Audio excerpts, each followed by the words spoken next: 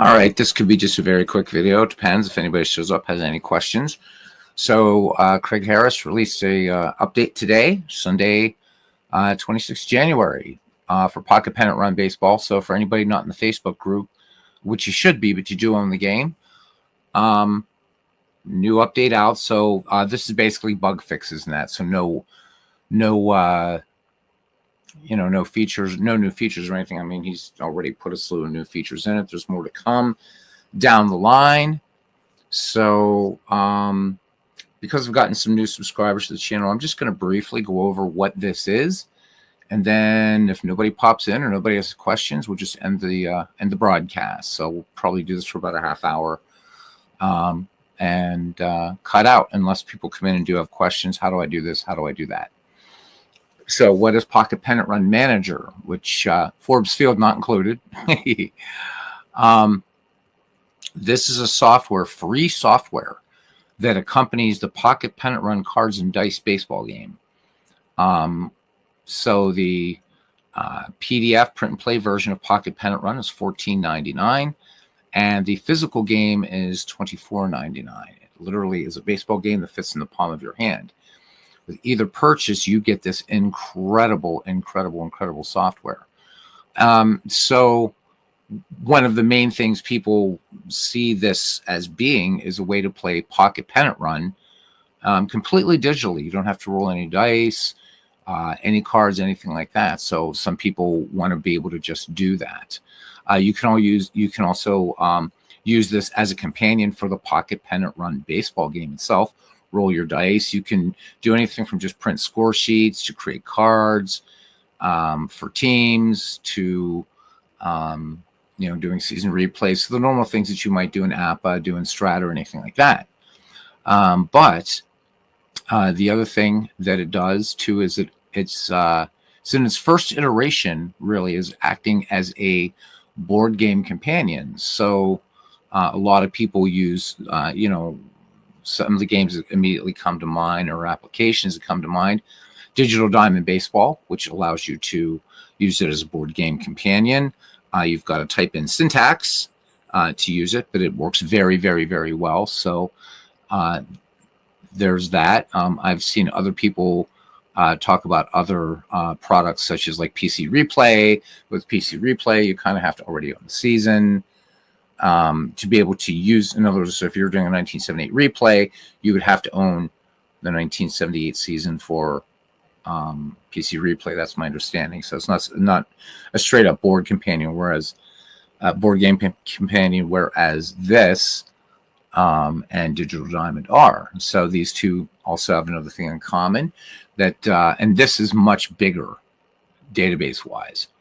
Out of the rip, you basically get all of Major League history. You get all the Negro Leagues, the All-American Girls Professional Baseball League, and then there are 3 other databases with some AAA minor league baseball, Japanese baseball, Korean baseball, and 1 year of NCAA baseball. It's massive, almost 200,000 as-played lineups and games. It's incredible, a database of 312,000 players, and it's free. So basically you're getting something that you can do all kinds of things with. So again, I've been featuring this a lot on my channel, so I don't want to make this too long. I'm watching the clock. And again, if people come in and ask a question or want to see how the game plays out, that'll be different. But if not, we've got about 26 minutes, and then I'm going to cut out. It'll be a very short video after our 4 hours last night. So hats off to Craig Harris, Matt McKeever, who are the designers. Craig Harris, the software, Matt McKeever, game designer, and to Paul Fay, who's the software tester. Now, I've been doing a lot of apps on my computer all day and stuff like that. So should any crashes happen, that's going to be the reason. But I haven't had any crashes in the game. I did play a game earlier between the 1949 Brooklyn Dodgers and the 1949 New York Giants, and I ran across something that might be an anomaly. I'm not sure. I'm going to have to play another game offline. If it was earlier, we would do a whole 9 innings here. Got to the 9th inning. The Giants won 6-4, but the game wanted to keep playing. So I don't know, maybe a little touch of the Iowa Baseball Confederacy. If any of you have ever read that great book by W.P. Kinsella, the author of course, Shoeless Joe Jackson Comes to Iowa, which led to Field of Dreams, the movie. Great book. So I don't know, maybe now the game wants to play forever. Anyhow, there's so much you can do with this game. Just so much you can do with this game. Or with this software, I should say. I shouldn't keep calling it a game. The game is just one part of what this software does. So we're just going to go over a couple things really, really quickly. So first module we're going to go to here is team management. So this is where you can create all kinds of what if projects if you wanted to. So right now you can see there's no teams there because I haven't created any yet. So you can load any team from any year from any of the databases that you have. So, imagine if you wanted to, maybe you wanted to create a tournament from just great teams from your favorite decade in baseball. Maybe you wanted to do something completely cross era. And I want to caution you about that in a moment. There's both a feature in the game, but also which could make that sort of thing unique. Because this game does do a kind of normalizing in a way that we've never really explored. You can do that. You could create a bunch of teams and then decide maybe you've created a 16 team league or however you want to do it. You could then decide, hey, I want to draft 2 great Negro leaguers on each of those teams. You can easily do it. There's so much you can do with this game. I dare say probably you can do more with this game in terms of team creation than you can even with something like Out of the Park Baseball. And that's saying something because Out of the Park Baseball is pretty damned immense, with all its minor leagues and stuff like that. There's a couple things, again, in here that you can't do in Out of the Park Baseball. Specifically Japanese baseball, which it used to have Japanese baseball. But again, in terms of size, this is amazing. It's amazing. Digital Diamond baseball, if you're willing to do the work, you could even put yourself in there. And with this too, so you can create fictional teams. You can create managers in here. You can do ballparks, all kinds of amazing stuff. So we'll go through this for a few minutes. And again, people kind of popping in, popping out. So we're going to just go as quickly as we can about this. And so TexAgs, if you catch this one really is for you, because I don't know if you're in the Facebook group or not, but I always promise to let you know when this was updated. So here we go. That's exactly what I'm doing. So what we can do is we can load a team. All right. Let's, well, maybe this is just my, no, add a team. There we go. I kept doing load a team. So first thing you do is add a team, which, so you can add a team from the league databases, note the plural. You can add a team manually or from league sheets. So anything that, literally like any of the game sheets you saved. You can also create a team from league database players. So there's a really, really nice way to, just another way to bring in all kinds of different players. You can create a fantasy team. You can create a blank team. So the fantasy team, you don't want to get tripped up on this. This is strictly fictional players. All right. But the other 3 choices are for real. They're, in other words, using real players. Okay. So what you would do here, and let me go back and let me show you. Let's start at the top instead. So we do add a team. Let's add a team from the league database, and we'll click go. All right, and then you can see here are all the databases from which you can choose. And there's 1, 2, 3, 4, 5, 6. There's 8. There's 8 distinct databases in here, and you can configure any kind of team or any kind of league that you want. So let's start with we'll just throw in some years here. So let's say we want to do the 1991, and we'll add the Pittsburgh Pirates. Okay, and then we're going to add them in there, and they were added successfully. And if we go up here to teams and we click here, we've got the Pirates, and we just load them. And it's going to load the Pittsburgh Pirates, 1991. And there they are. So there are all the hitters. They have all their ratings for the Pocket Pennant Run game. So for those of you who are still playing Pocket Pennant Run, version 2, there you go. You have everything you need right there. Also, for it, as Dave Gardner did with this game, these are the ratings you could put into the notes in Digital Diamond Baseball. There's the ballpark. There's, of course, the manager, Jim Leyland. Everything's editable in this. Okay, so there's your hitters. There's pitchers, right? And then this also has pitcher batting traits, which is really nice. So unlike some games that have kind of like a generic pitcher card, these pitchers actually all have their own batting traits. So when you had in baseball some pretty good hitting pitchers, you have that in this game, which I think is really, really, really cool. All right. And you would just go on and just do the same thing. So we did add team again, and we'll just go from league databases, and we'll click go. And again, we're just going to stay Major League Baseball 1920 to 1924. I'm going to tell you why in a moment. So we'll do the 1980, and let's do the Philadelphia Phillies. We're just going to add them in there. Okay. People have been talking about a manual, and, I know Paul Fay's working on one. He's done a lot of great tutorial videos, but if you guys would like me to create a series like this, instead of a real fast overview or whatever, a long rambling overview, I would be willing to take each part and break it up into like discrete kind of video thing. Let me know. I'd be glad to do it. Okay, so now if we select Philadelphia Phillies and we load them, so what it's doing is it's creating cards, all that kind of stuff. Really, really, really cool.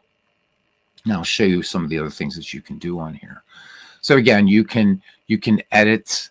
You can edit your manager, your park, all that kind of stuff. You can edit the team name. You can edit and delete pitchers. You can edit and delete batters. You can add players to the roster, anybody you want, which is really, really cool. So where you would use these teams right now, as I'll be showing you, let me move the screen out of the way, is in the game sim. There's a lot of different ways to use the software to play either Pocket Pennant Run or to use it as a board game companion. So that's really, really important to remember. So for people like Cousin Ken Castro and Dwayne Martz, who are using like the Bats rosters from APA, and those are like sort of all-time greats types things. This is really cool. We might go to 45 minutes as two people are just watching. But again, if you catch this later in the comments and you would like, at least so Paul can get the written manual done or whatever, I would be willing, just because I like the game so much, that I would be willing to do kind of discrete chapters, and then you could always refer back to them. Wow, video 1 just went over, whatever, how to do quick sim or how to do this, that, the other thing, right? Okay, now in the earlier iterations of this game, you actually had to create lineups. Now you don't have to if you don't want. You can just click this button, and I want pitchers to hit. And now this is going to be the first bug to see if that's been fixed. And indeed it has. So there we go. Now, do I think that this is a believable lineup? It is. But I think Mike Schmidt probably not going to be batting second. So, but you can always, switch pitch or switch hitters around and stuff like that. So then we just take, I just moved him down there, and we're going to move the guy that we had to here. Oops, not to there. I forget. Anyhow, let's clear it and do it again. I mean, you know how to do it. We don't even have to go through that. So I'm just going to go ahead and clear it. But any lineup that you create, then you can save. So you do need to have lineups created to play, again, the module called Game Sim, but there's other ways to play the game. Okay. So let's go ahead And let's close this. All right. So there's more you can do in team management. Okay. You can print selected player and team cards or season player cards, but you really, really, really don't have to do that either. So if you own the Pocket Pennant Run software, I'm going to show you something that Craig and Matt did for everybody.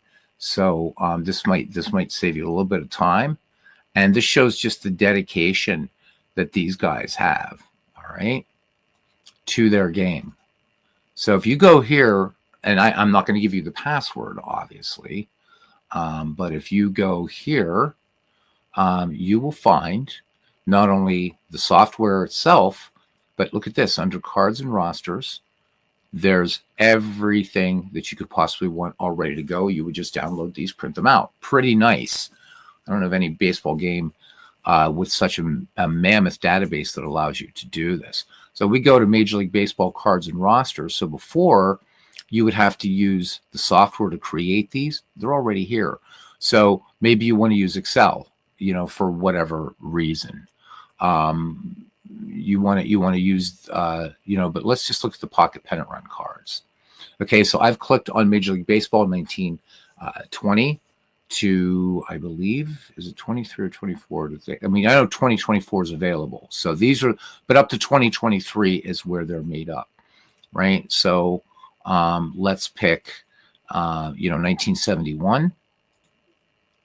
And again, there's no more, if you don't want to actually, create these cards through the game, there they are. So all of these here are going to be the player cards for the entire 1971 season. Just download them and print them out, and you got it. So they're nice, very, very clean, very easy to read. And of course you get the season stats for that player, in that given year, what have you. Okay. So again, I give this game a lot of praise. I think it deserves it. Especially, nowadays, when people are paying really high premium prices for seasons, when you whatever your game of choice is, this plays an excellent game of baseball. It's still in development. But think of yourself as maybe being in the sort of the ground floor, back in 1951 when that became APA, right? APA Baseball 1951, Strat 1961, whatever. And back when this sort of gaming, there were still some baseball games that came earlier than Strat and APA, certainly. But I think this is turning into a fantastic baseball game.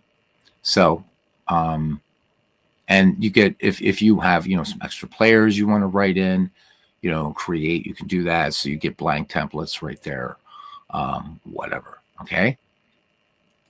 And again, all of these seasons, and remember, you've only paid either $14.99 for the print and play version or $24.99 for the physical version, and you get all of this. Okay, let's pop back out now. All right, so that if you want to still use these, you can. StatFacts is really cool, great little mini research tool. This is not the same scope as something like Out of the Park Baseball. Out of the Park Baseball basically has baseball reference in it. This is close. There's a couple important stats that still haven't been, I think they're important, that haven't been implemented in the stat finder, but they are tracked in game. So OPS plus, I believe it is, and triples for some reason, but yet in the game they are. All right. So 3 different ways to use this really, really quickly. Again, we can just find a player. You start typing the name. So let's say, I don't know, we'll start typing Killa for Killebrew. So we type Killebrew, make sure we have this radio button selected, do search stats, and there you go. There's Harmon Killebrew's entire career right there. And you can just search, so OPS plus, not in there for whatever reason, and triples not in there for whatever reason. I don't think that's a game breaker at all. You still have OPS and stuff like that. Isolated percentage, isolated power, what have you. So the important stats are here. Okay. Next thing is maybe you're getting into a league sort of like a Fields of Dreams league or McGreevy, Fields of Dreams league, and you're given a year. All right. So let's go to, let's say 1922. All right. And let's look for the St. Louis Browns. All right. So again, just click St. Louis Browns. Make sure again that you have the radio button selected for the proper one you want. And there you go. There's the St. Louis Browns entire roster right there. Batters and pitchers, and what the pitchers did as batters. So really, really nice. And maybe within the software, you're creating some sort of, all-time greats league or whatever you're doing. You're doing some research elsewhere, and you want to kind of just poke around. There you go. You can do everything within here. So, hey, Tim, how am I getting notified in updates? Email. So the reason I'm doing this is so that people who, and you might want to let Craig know. And in fact, I'll show you here on the screen. I'll bring back their website. Okay. If you go to contact, just hit general contact form to let Craig know that you're not getting the notifications as this is out. If you're not a member of the Facebook group, that's the other way you know. If you're having trouble with the software, this is what you click. So you do this general contact form, you click on that, and then your email, blah, blah, blah. And hey, I'm not getting this. And Craig is really, really good at getting back with people. All right. I'm going to leave the software up but minimized. All right. So again, this is, if anybody's interested, please let me know in the comments. I would be happy to do a series of short videos that would give you kind of a video manual, just something that will stick until Paul writes the official manual. Now, I should say that, my doing this, I'm just doing it. So it, watch the videos at your peril, if you will. This isn't something that's sanctioned, and I will, certainly say this is not an official manual. This is like, be more like a Steam guide or whatever. Okay, then the last thing, and then we're going to move on to another module, then is stat search. So this is cool. This is something that you can't do in Out of the Park baseball. And so you can select all kinds of criteria that you want for hitters or pitchers. If you're looking for, let's search by all players, and let's do RBI, minimum required. Let's say, I'm just going to leave that at 1. All right. So I want RBI, and I want to see who had the most RBIs, like season highs. And let's do it from, let's say, 1960 to 1990. We'll just do those years, and then we would just search stats. I want to show the top, let's say the top 25. All right, so these are going to be the highest RBI seasons for all players. Now we can do this by all players, by position, or by team. So if you're Tim, an Indians fan, of course he knows everything about the Indians and Guardians, whatever. But let's say you just, I want to check something, or maybe you're creating a team based on certain criteria. This is a nice way to do it. So I could do this by team, Pittsburgh Pirates, blah, blah, blah, blah, all the way across. All right, so let's go ahead and search stats, give it a minute, and there we go. So if we look at this right now, it's already sorted out for you, so that we can see in the years that we selected from 1960 to 1990 in this top 25, Tommy Davis with 153 runs batted in for the 1962 LA Dodgers, and then it goes top to bottom. So pretty nice. And I would personally use this as a kind of,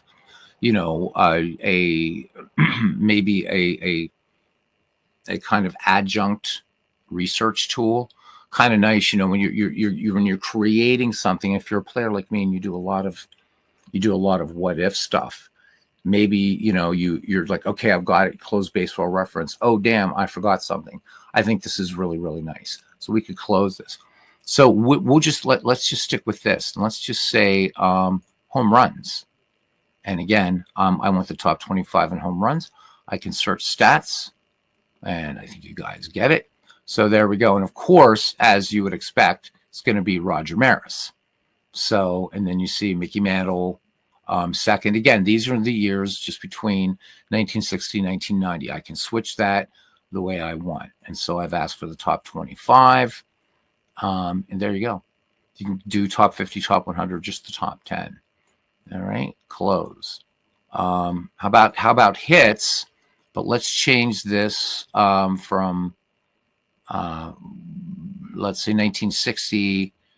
Let's just say 1960 to 1980, or 1985. Doesn't matter. You can pick any year that you want. Okay, so now I want hits, and I want to show the top 50. Again, just search stats, and there you go. There you go. So we see here that Wade Boggs, in the years 1960 to 1985, had the highest total number of hits, and that was in 1985 with the Boston Red Sox. So now you see me clicking up here. These stats up here aren't sortable. The sorting comes as far as when you select the hit that you want. Now in game, when you're actually playing the game, stats are sortable. So just something nice to know. We'll just do one more. Let's do by position, and let's do first baseman. That's a good power position. So we're going to select first baseman, and we're just going to go back to home runs. Okay, we'll go to home runs, and 1960, 1985, and let's just do the top 10. Okay, so I'm looking for first baseman with season high home runs. I just leave that minimum required at 1 because I'm only showing the top 10. Okay, so we search stats. And there we go. These are just first baseman. And you can see over here everybody who's rated first. So, of course, there's Hank Aaron with 47, Cepeda, Gentile, Killebrew, so on and so forth. So great way to kind of very, very quickly do some research. And unless you're a member of StatHead, this is kind of a really nice way to search baseball stats. All right. Hey, good morning, MV. How you doing? Great to see you. Just going over some of the things that you can do in this Pocket Pennant Run software. If you guys know, I'm really, I'm very, very much besotted with this game. But let's go ahead and close. And as you guys can see, even when I've done demonstrations of this before, I've had a crash already. This thing's running nice, running rock solid. All right, now. The only part of the game I still have to really experiment with, and now that it seems a lot more stable, I'm going to create a couple teams, create some lineups, and save them, is Game Sim. So let's just go to that really quickly just to show you what it does. This one is interesting because this is going to take teams that you created in team management. So in this case, I just have two right now, the 1980 Philadelphia Phillies and the 1991 Pittsburgh Pirates. I play them against each other. What's neat and fun about this one is you can set up conditions for 3 relief pitchers, which is really, really nice. So that will, those things will automatically happen given the criteria. So for your first, let's say for you can put up, again, 3 relief pitchers per team. Okay. So maybe the first one, you're going to select that relief pitcher and you have 2 reasons per pitcher. So maybe the starting pitcher rating is whatever number you decide they should come in, or like the starting pitcher. So if the starting pitcher's rating falls, let's say you have somebody who's an A and he falls to a C, then the game's going to bring in the reliever that you've chosen. And then the second is going to be, innings. Okay. So kind of fun, kind of neat thing. So I haven't really experimented with this yet. There's an easier way to play teams against one another. But this kind of adds another dimension. But I haven't played a lot with it, so we're not going to worry about it. We'll come back to box score replay in a second. Quick play is really, really nice. This is kind of just a one-off. if you want, if you'd like. So you give the game an ID. You can select again from any of the 8 databases, select a team over here, any one of the 8 databases, select a team, play them against each other. You just click add teams, you're ready to go. Now, the reason I wanted to stop on that for a second is, oh yeah, well, MV, the Negro Leagues are in here, man. So I haven't heard anything like that. MV, again, this software is, contains the game inside it, but it's also a lot more. But I don't think I haven't heard anything. Now, again, Craig may do that. I know that down the line a schedule creator is going to be coming and stuff like that for like what if leagues. This does have as played schedules for real seasons and stuff. I haven't heard anything like that. If it does happen, that would be awesome. But what I wanted to tell you about is this game has an interesting sort of way to normalize things that we've never tried on here. So yeah, or for projects, absolutely, MV. This would be great. So, and Craig's been really good with updates. So I do want to put the pre-1960 APA bats in here. I think that would be really fun to do. So if you're playing and we'll just confine it to Major League Baseball. If you're playing a team and it depends on who's the home team. So let's say your home team is the 1969 New York Mets. And your visiting team is the 1917 White Sox. All right. Well, what will happen is since your home team is playing in what they would refer to as MLB, right? Modern baseball from 1920, the beginning of live ball, then the dead ball players are going to be adjusted for live ball. Flip side, though, if the home team is dead ball and the visiting team isn't, then the live ball teams play by dead ball rules. So that's really, I think that's really cool. Is it like sophisticated normalization? And sophisticated isn't the wrong way, but let's say in-depth sort of normalization that we see in action PC baseball or Allen Park baseball? No, it's not. But then again, this is really a cards and dice game. But think about it, right? With a cards and dice game, you can't, if you play the 1917 White Sox and you're managing them and you have enough seasons and you want to put a bunch of teams together, say 18 league or something, what's on the card is what's on the card, and those cards are normalized for that season. But what this does is it will actually adjust those players either back to dead ball or into live ball. So just keep that in mind if you do something like you want to play the 1969 Mets against the 1917 White Sox. You're going to see the cards looking differently because they get re-rated, if you will. Okay, or the cards are created for that game, which is really neat. I think that's unique. I don't think any other game does that I know of. Correct me if I'm wrong. Okay, so quick play. Just pick any 2 teams from the databases. You could play the Rockford Peaches against the Homestead Grays, the Kansas City Monarchs, the Toledo Mud Hens, the Detroit Tigers, whatever. So this covers Major League Baseball from 1871 to present, and then a bunch of other stuff. All right, box score replay. This is probably one of the things that this is probably the one most people are going to go to, and I know this is the one that I love. So there's a couple different things that you can do here. Okay, first, this is where if you select a year. So I know that MV is a Mets fan. So if MV wanted to do a 1986 Mets replay, you can either type in 1986, or if you just want to, you can do 1986. See, it just fills it out. And then if you don't select a team, if you just click load season schedule, this will be the entire 1986 season. If you choose you just want to play just your team and nothing else, then you would load team schedule. But before you do that, you would just pick your team from the drop-down menu. All right.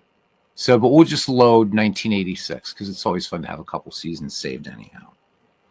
And there it is. So these are the each game in here has its own ID, the actual date it was played, the actual score, and the as played lineups, and all the other fun stuff there. There's Aaron Reed. All right. So really, really, really nice. You can choose what games you want to autoplay, what games you want to play. There's 2 ways to play a game. Let me show you that really quickly. So we'll do Indians. We'll just do Indians of Baltimore. I want to show you how the quick thing works. So I'm just going to click on this game. All right. Now I can run a box score sim, but there's 2 ways you can do it, and it's really important that you get this. And the game will tell you. So if you do a quick sim, what you're going to get is a score. Okay. And as it says here, quick sim provides only a final score. Team strength numbers are calculated using player traits, which is then used as a modifier in a die roll for a final score. That's what you get. However, it's faster, but you know what? It's only like it's 3/100ths of a second, and it will sim out a game, and you're going to get a score. So kind of like the way Robert does fast score. But the full game sim takes 1.25 seconds, roughly around there, and this will actually do box score and player stats. Okay, so we're going to go ahead and full game sim. Historically, the Indians beat the Orioles 6-4, and this is April 7th, 1986. So we're going to go ahead and sim it, and that's exactly what it's doing right now. At least I hope. Yep, there it is. So there's your replay score, 8-6. 8-6, and there's the box score. So again, this is the replay game, all right, that we've done here. So, and there were the lineups, and you could go through the whole thing and what have you. All right. So that's how you would basically do if you wanted to select a range of games that you wanted to play on that day. Maybe you wanted to just do American League games. Well, you would just hold the control key down and get for April 7th. There's just 2 American. So if you just want to do American League games, hold the control key. Do Chicago White Sox, Milwaukee Brewers, and I think that's it for the 7th. Yep. Oh no, and the Tigers there. So I can select those, run box score sim, and again I want a full game sim, and it's doing both games. Hey, Sean. Just a number of crashes and stuff that were happening, and so far. The things that I've tried to do that were crashing on me all the time now are not. So like creating lineups and team management now does not crash. Really nice. So that's very cool. There's some other things that Paul did some videos, I think, earlier today or something. I didn't watch them, but there's been a lot. And this seems really steady as hell. I said at the top of this little broadcast that if there's a crash, it's probably going to be because I've been, once again, putting this PC through hell. I'm actually looking to buy another one and letting this one be strictly music. But anyhow, back to this. So another way, if you wanted to say play all the games, we're not going to do it, but you wanted to do everything on April 8th, then you can do that just by holding the shift key. And now, if I wanted to, I could run a box score sim on all of the games that took place on April 8th, 1986. Okay, but if you're of course, you're playing. I don't know where the Mets here. Where the Mets, or did we already play them yet? I don't know. Let me look here. Anyhow, I'm just going to pick a game right now, so we're not like here all night doing this. Let's say that you're playing the there's the Mets. So you don't want the Mets, then just hold the control key. Now that game will be ready for you to do with what you want, and that could be play in game. But this right now, and I can run a box score sim while we talk for a minute, full game sim. That's a way to try to break the software. So it's going to simulate 8 games. And again, it's going to be tracking stats and stuff like that. So it's really nice. Yes, you should get an update. You guys should be getting updates. If you're not, in fact, this will be a good test for the game. I'm going to bring up the website for you right here. Go to contact. So there's two different. So general contact form is here. This is the one you want to select to let Craig know that you haven't been receiving the emails. Okay, but if you go to Pocket Pennant Run, you should be able to use your email. But if not, just let him know. Maybe they don't have that, fixed. If you're having issues with software for crashes, then you're going to go to software. Whoops, you're not going to go to software. You're going to go to contact software issue form, and you'll fill this out. Okay. So do get in touch. That's why I did this. I'm going to let you guys know that this is out. If you do have the game and you still have the password, right, and you go here to software and you click this, it's going to ask you for a password. And as long as you have that password that you got in your original email, so search your email, that password will work. Okay. So obviously I'm not going to give that out here. But there you go. So for now, you guys know. So if you have the password, just look in your email. And then you go to pocketpenantrun.com, click on software. It's going to ask you for the password. Put the password in that you have from your email, and then you'll be able to go and actually get the software. Okay. So there you go. I didn't know, who was a member of the Facebook group or not. So here we go. I mean, we missed a couple games here on the 7th here. So let's do them. And again, I can just hit the control key, shift key, whatever. Boom. And let's also run these. Okay. Again, I'm pretending I'm MV here and I want to do a Mets replay. Okay. So let it do these 2 games. There we go. So I can, if any of these games I select, I can look at the box score. I could also do like Yankees and Royals. And for the 1986 replay, this is how I can look at stats so far. So there are all the players. I can look at team stats. And again, I can use that StatFacts tool. But now, instead of searching one of the large databases in the game, it's searching within your replay. Okay. So it'll say, please select a league. And there it is. That's the only one, because that's the only one we're doing right now. But you can switch it from multiple leagues, depending upon what you have loaded. Okay. So, again, everybody's just played one game. So what's the point? Okay. All right. Now we get to the next part, and that's the game itself. So Pirates, Mets, and Mets won this one 4-2. So here's where you would do print play game. All right, you click it. So you can see just how cool this is. And I'll show you, and then we'll close this off. I'll show you guys how to use this both as a Pocket Pennant Run game and as a board game companion. The board game companion works really, really nicely. So Rick Russell versus Dwight Gooden. I'm not going to change any fatigue ratings, anything like that. These are the lineups that were used. Then you get down here to play game day. Boom. You can also alter lineups if you want. You can change pitchers. Number of ways to play this game. There's a basic version, which I'll show you guys what it looks like. Anyhow, again, I'm willing to kind of compartmentalize, if you will. And do a kind of unofficial, I'm not going to call it a manual, but a guide. Paul's working on the manual.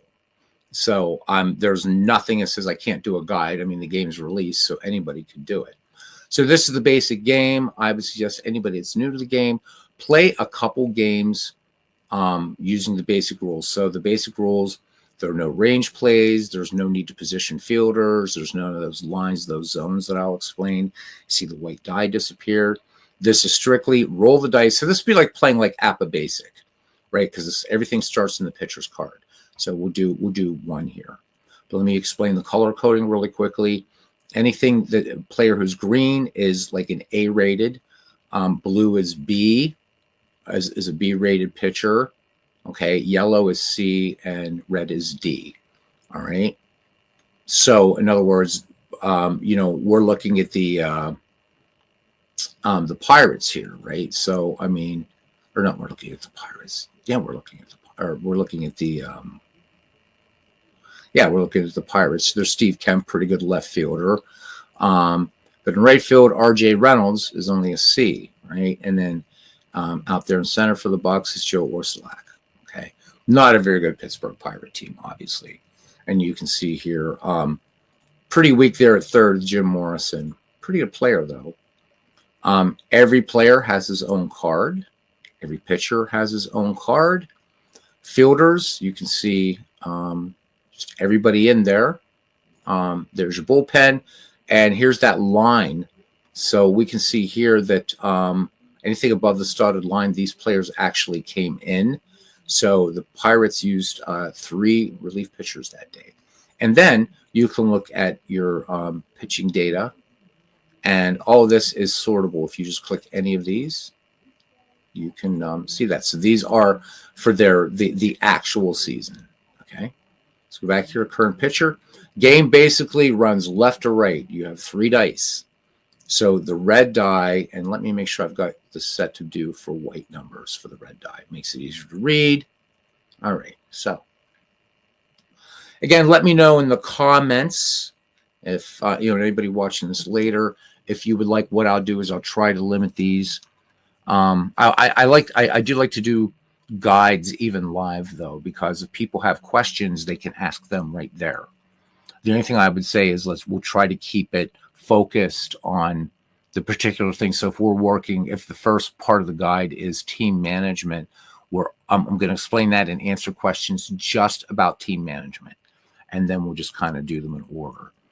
All right. So the game basically it's just these 3 dice. That is it, right? 3 12-sided die.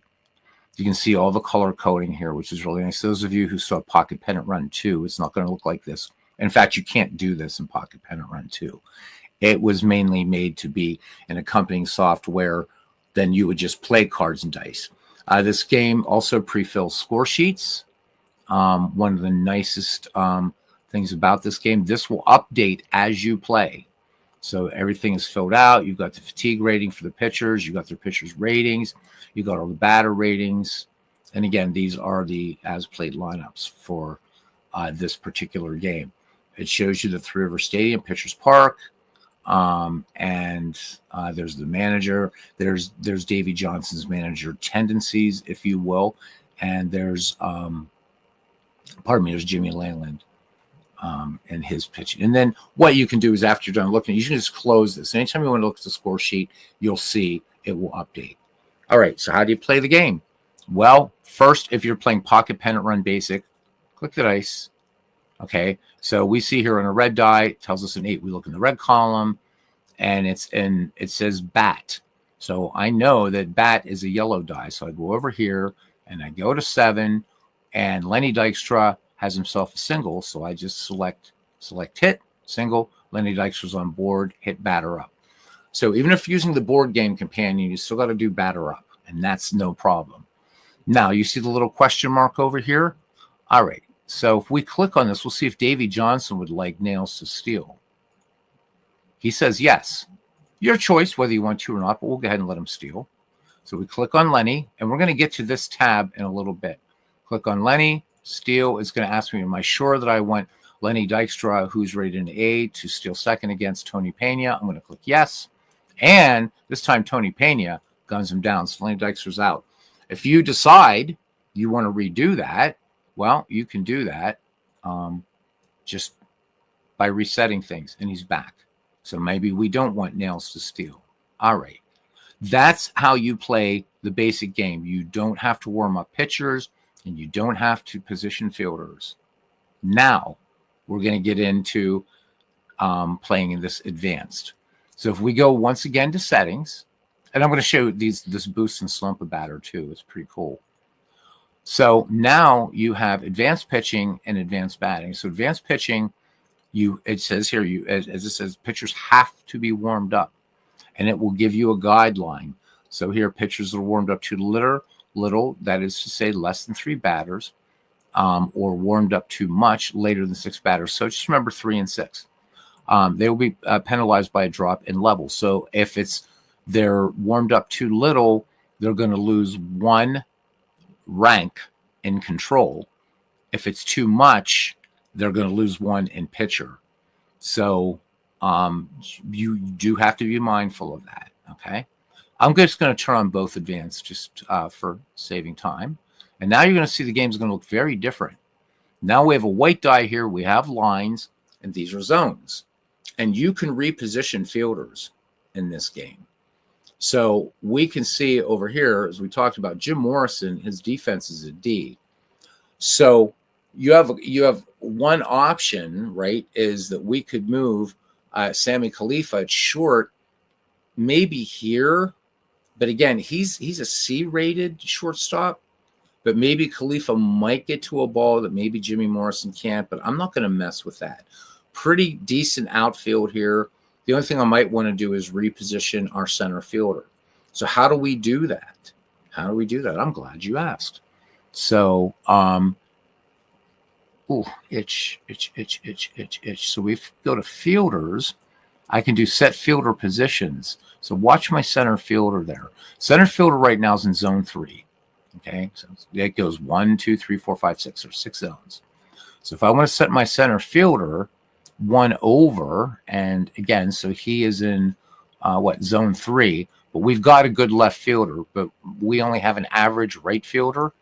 All right, so I'm going to move the center fielder over to zone 4 and save changes, and he'll pop over there. He can cover all of this. He'll be able to cover all of that. Right. Again, so he's going to be able to make a range play here. He can make range plays here. So you can do that. You can also reposition infielders, which is really, really nice. And you can even reposition per batter and stuff like that if you want. Okay. So just to show you, let's put our center fielder. Where do we have him? He's in. Let's put him back to zone 3. Okay. Or he is in zone 3. So, we just leave him where he is. Game still plays the same. All right. Here's your current pitcher over here for batting. What's really nice here is if you have a batter or if you have a pitcher warming up, you can check your bullpen. And you can still look at pitching data. You can look at all the batting data here. If you look at bench, look at lineup and your current batter. All right. So Keith Hernandez on deck. Wally Backman is up. So here we go. And did we do anything? Oh, yeah, we already had something go on there. We had Dykstra. I don't know how he got erased, but let's do this. All right. And is that him? Yeah, there he is. So Dykstra's still on first. He didn't get erased. We're not going to steal with nails. Let me see if it's why it's not letting me do. Oh, because I forgot to save my settings, didn't I? Okay, settings have been saved. All right. So batter up. Oops, batter up. Current batter is not hit. Sorry. Boom. There we go. All right. So then it's just the same thing. So again, everything starts off the pitcher's card, just like if you're an Apple player, you know this.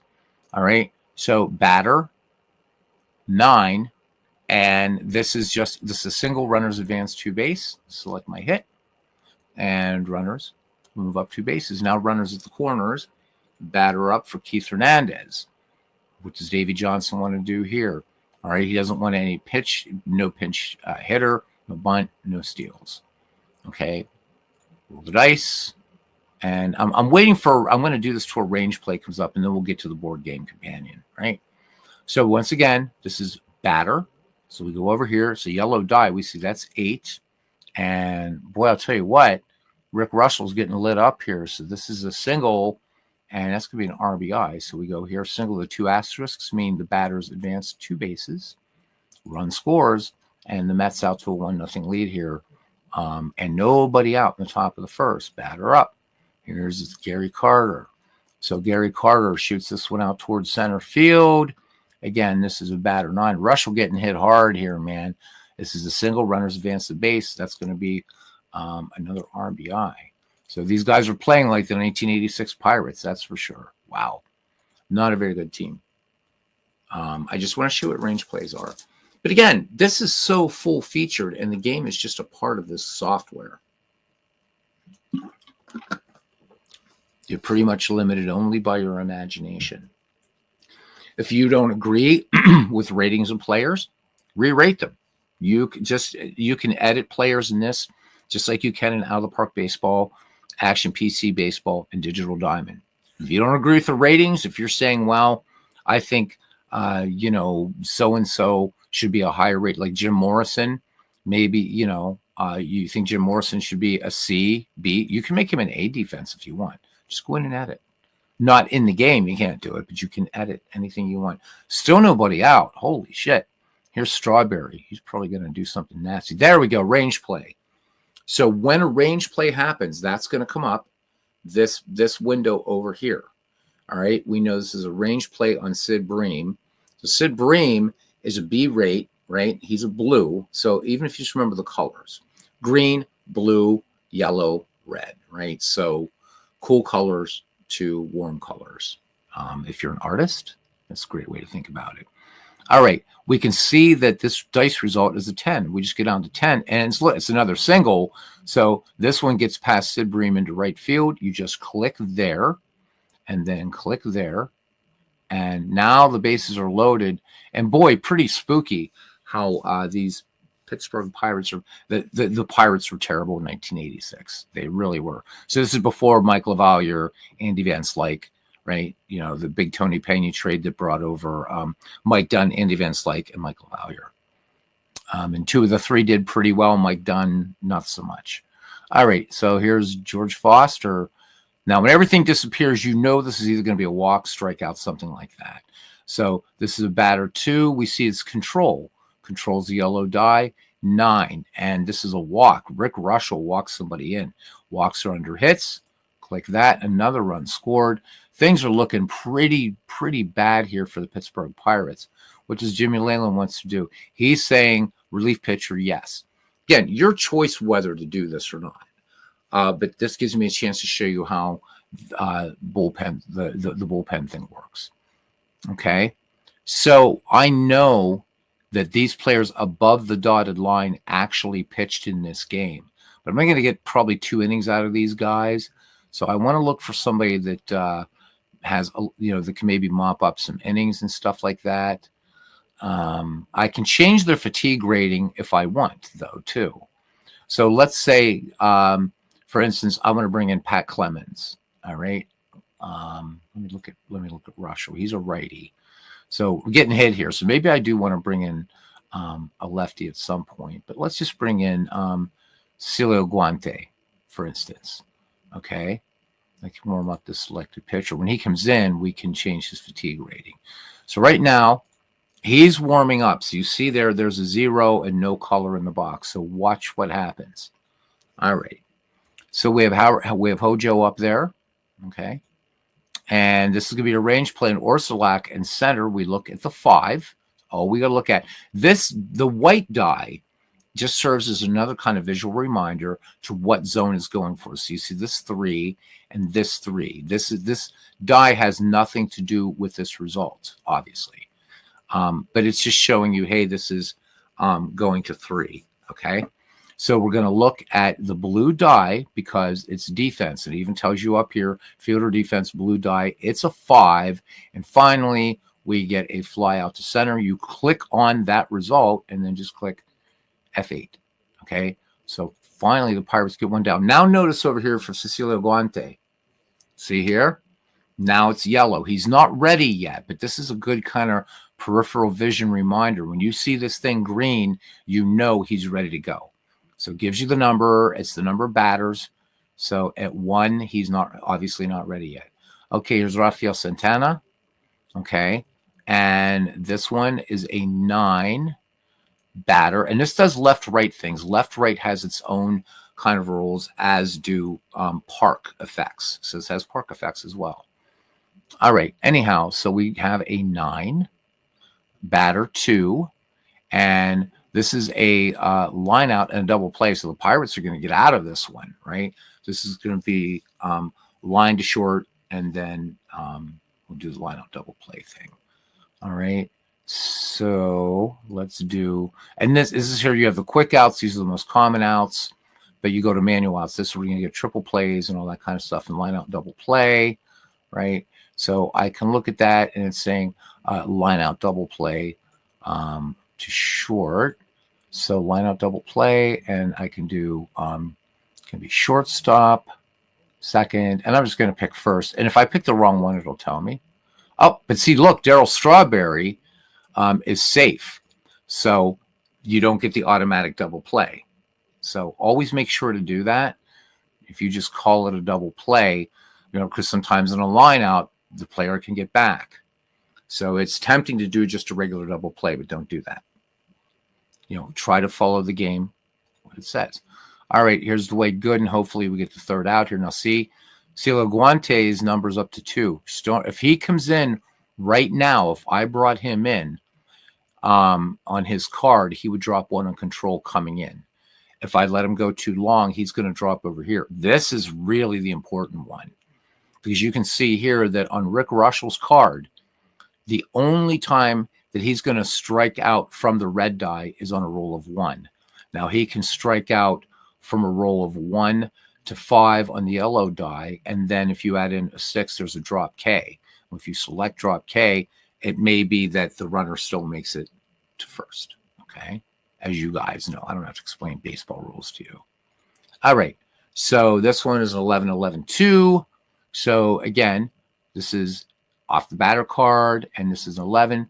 And this is runners are going to be advancing 2 bases. So Dwight Gooden even getting a piece of Rick Russell here.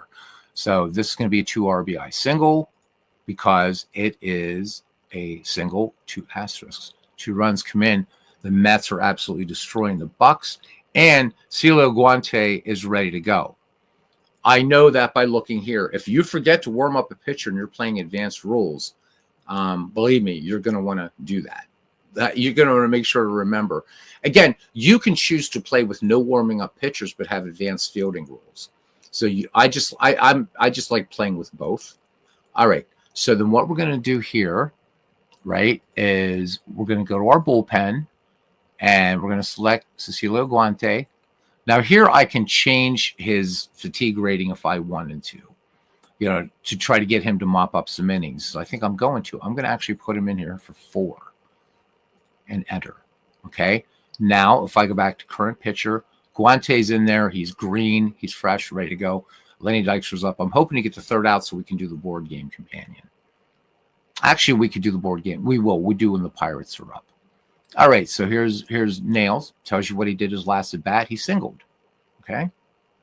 So again, here's the pitch. Now, this is not a range play, but this is a defensive play. So, guys, it's really, really important to have that distinction between a range play and an infield play. They look similar, but they're not, okay? Because the die, it's going to be like this will play a part. These zones play a part on a range play. So depending upon if you hit a ball, like a ball's hitting the gap, this number that comes up, and then with your fielder ratings will have a lot to do with how the play is playing out. We haven't seen one like that. So, but we see here, right, just so you can see how this works into the game. You don't even have to look, but I want to show you. See 5, this is defense. Defense is, right, as soon as this tells me defense, well, that tells me, okay, this is, I would normally go to the defense chart, but here I just go right here. Player circled. All right. So it's a 6 on Sid Bream. And this is just going to be, it's called ground ball lead runner, but this is going to be the third out of the inning. So for this one, if you just want to do ground ball 3 unassisted, you can do it. And mercifully, that does it. Okay. So now, how do you use the board game companion? Board game companion is really, really simple. I'm going to pretend I'm rolling a game here. It doesn't matter. All right. Unlike Digital Diamond Baseball, there's no syntax.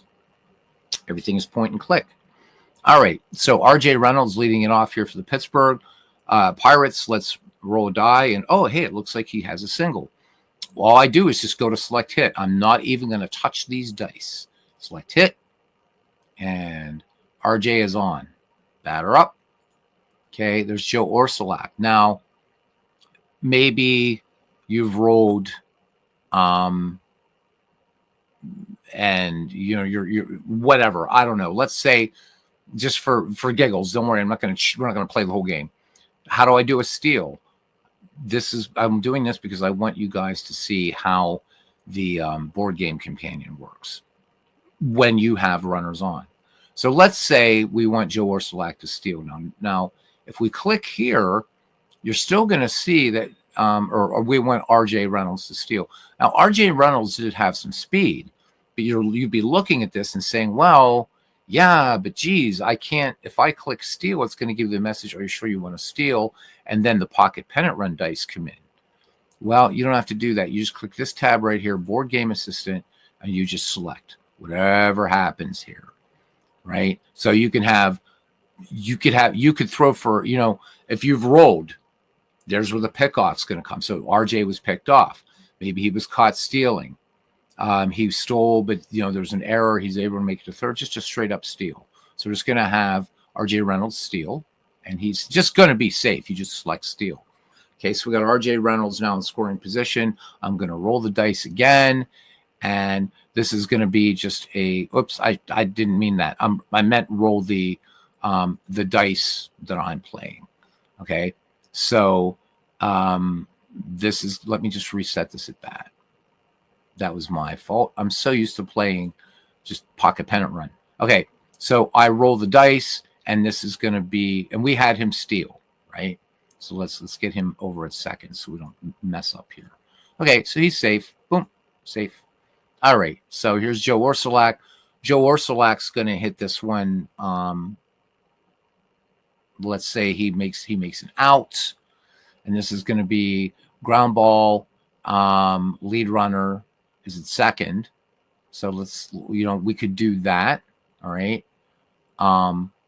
Whatever you've rolled up, it doesn't matter. Or let's say he's flown out to right, and the runner tags, right? Could do that, or just a straight up fly out to right. Let's just do that. There's the fly out to right, records the out. Batter up. All right. Here's Johnny Ray. Johnny Ray is going to whiff. Just select out, and boom. All right. So 2 away. It's that simple to use. All right. Sid Bream's up, and Sid Bream has himself a 2 RBI single. So Bream's on. So I think you guys get the idea. So here are the choices that you have. So these are the quick outs plus the 2 situations on a drop K, whether the batter is safe or the batter is out. If you have a more, let's say, right, so you have a strike him out, stolen base. There you go. Strike him out, throw him out. So strikeout, double play. It's there. But let's say you have the rare triple play. Right here, here are your regular double plays, your regular line outs, all your fly outs. Fielder's choice situations with these unassisted, infield outs with runners on, and infield outs with nobody on. Right. But if you go to manual outs, this is where you get all those sorts of things here. So this is going to be a tag up play, the question mark. This is really what only for pocket pennant run. So unless your game says, well, I've got to roll the die again to see if this guy actually scores. Again, I can't know every board game system, but let's just say be a straight up tag, fly ball, tag, boom, do this, and you'd pick the fielders. A lineup double play, a triple play, right? A line out to short triple play. So basically, maybe an unassisted triple play, whatever. A double play, but a runner, the lead runner advances, all that kind of stuff. Pass ball is in here. Wild pitch is elsewhere. So if your game says pass ball, right, then that's going to be in a manual out. So look for unusual things in here. Okay. Let's cancel that. Show you the hits. Hits are hits, except for a few instances here. So singles, doubles, triples, all the asterisks. But here's the thing here too, where you're going to get, again, if your board game does this, because Pocket Pennant Run does it, right? So let's say it's a single, but you got a fast runner, right? And you roll for a chance for him to advance. You would hit, 1B plus 8. All right. And that's going all the way over. Then, of course, you have home runs, walks, intentional walks, hit batsmen, 1 base errors, and 2 base errors. So those are your choices for that. And then when you go to other, you have wild pitch, balk. Remember, pass ball is in outs, manual outs. So wild pitch, balk, hit by a ground ball, catcher interference, runner interference, pick off, and a rundown. Okay. So you have some multiple choices. That's how you use the board game companion. That's simple. And it covers, and Craig's calling this board game assistant light right now. So he said it's going to keep expanding. Obviously, there are certain things that aren't accounted for in the game yet in the board game companion that you will find, though, in Pocket Pennant Run. If you roll 3 die of the same value, you get a rare play. So it may be that right now you might run into a rare play in your board game that you're playing, Strat, Appa, Inside Pitch, whatever, and you might have to just be a little bit creative at this point. I think this is really cool because you don't have to know syntax, memorize it, or have it up like Digital Diamond comes with all the syntax. In fact, it even has syntax for this game. But each game does things differently. How it, you guys know play results from, I'm thinking in terms of Strat, what that's going to look like, where you can actually put that notation in. But this is going to cover probably 98% of what you're going to run into in just about any board game. Paul Fay did a History Maker game using this as the board game assistant. So that's pretty much it. Agree, not having to deal with syntax is a good thing. Hey, Sean, yeah, welcome in. Yeah, it really is. That's my only thing that kept me from, doing the Status Pro thing in Digital Diamond Baseball. But now, in March, Status Pro is going to actually be fully integrated into the game. So I won't have to worry about syntax at all. Just play Status Pro Baseball like I did in the old days, and do the fast action cards or whatever. I am going to buy a physical copy of the game. I'm sure I can find it somewhere and do some of that, and also just play it on here or on Digital Diamond because it generates the cards. But on this, yeah, the syntax, and this, again, this covers just about everything. We're going to get out of this game, though. Before I do that, though, let me just show you the boost and slump a batter. This is kind of cool. You can only do this you can only slump a batter and boost, right? Slump one and boost one. And this doesn't make them a Superman. This pretty much all explains it. But let's just say that Keith Hernandez, we're 5 games in the season. He's been pretty hot. We can boost him.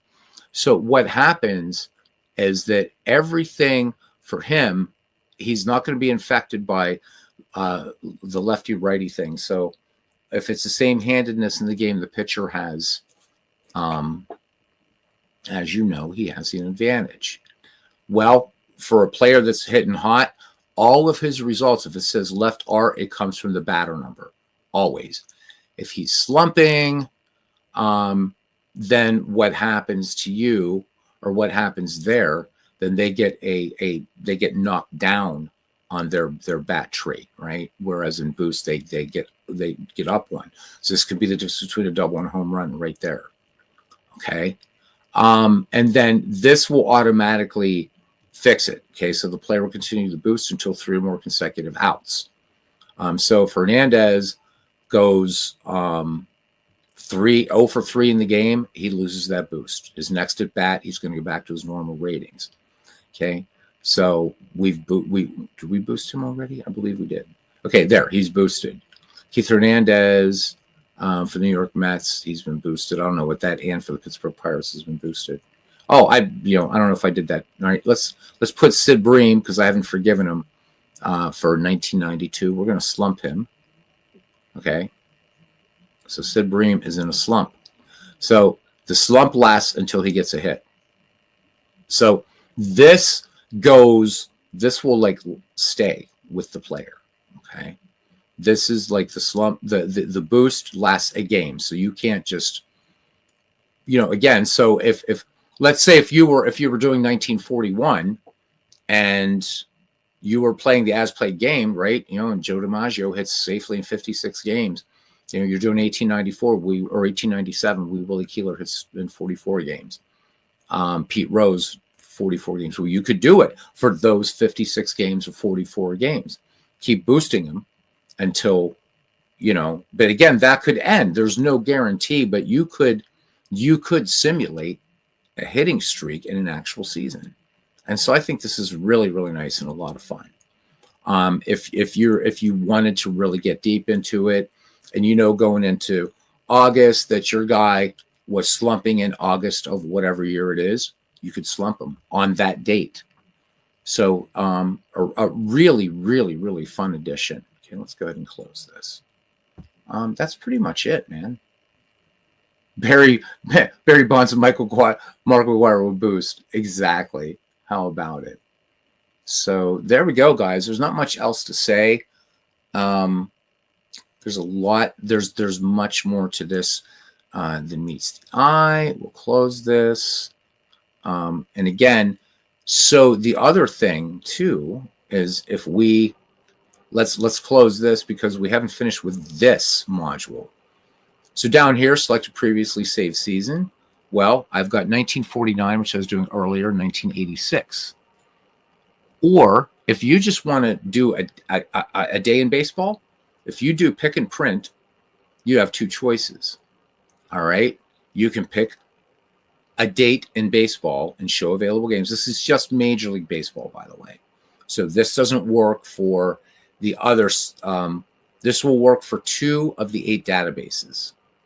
All right. So it'll work for the 2 Major League Baseball databases, historical MLB and then MLB 1920 to 2024. So if I'm just going to pick a random date, let's say 05. I don't know why I'm picking May 13th, but May 13th, 1968. I can show available games if there were any, and there were. So 3 games. So you might have a game you might want to replay. The maybe somebody, a Red Sox fan wants to replay the infamous Bucky F. Dent game. Maybe somebody wants to do Bobby Thompson's shot heard around the world. So you can do that. Or another neat feature, if you just feel like playing a one-off, you're like, I can't be arsed to I don't want to do anything season replay. I just want to roll up a game or play a game or use my board game companion because I have the seasons or whatever. AI Coach. And every time you hit this, it will bring up just a random date. It will just pull a random date in baseball. So here, for instance, it picked July 8th, all the games, July 8th, 1971 with the historical score. If I don't feel like playing in 1971, I do AI Coach pick it. And now we're 1982. I can do this as often as I want. And once I find the game that I want to play, so I should have stayed at 71 because the Bucks are 74. There we go, 1974. So Phillies Pirates. Phillies edge the Pirates 8-7. Select the game, print play game. And wow, so cool. No crashes, no anything. This has been great. To show you here, couple more things for those of you that play old-timey baseball. The one thing this game still does is it kind of imposes modern pitcher fatigue on the dead ball and 19th century pitchers. So I'll show you a way to change that.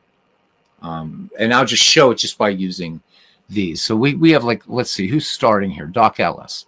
So I see here, for instance, that Doc Ellis has a fatigue of 7. Let's pretend we're in the dead ball era. I want that to be a fatigue 9. So I would just change away starting pitcher.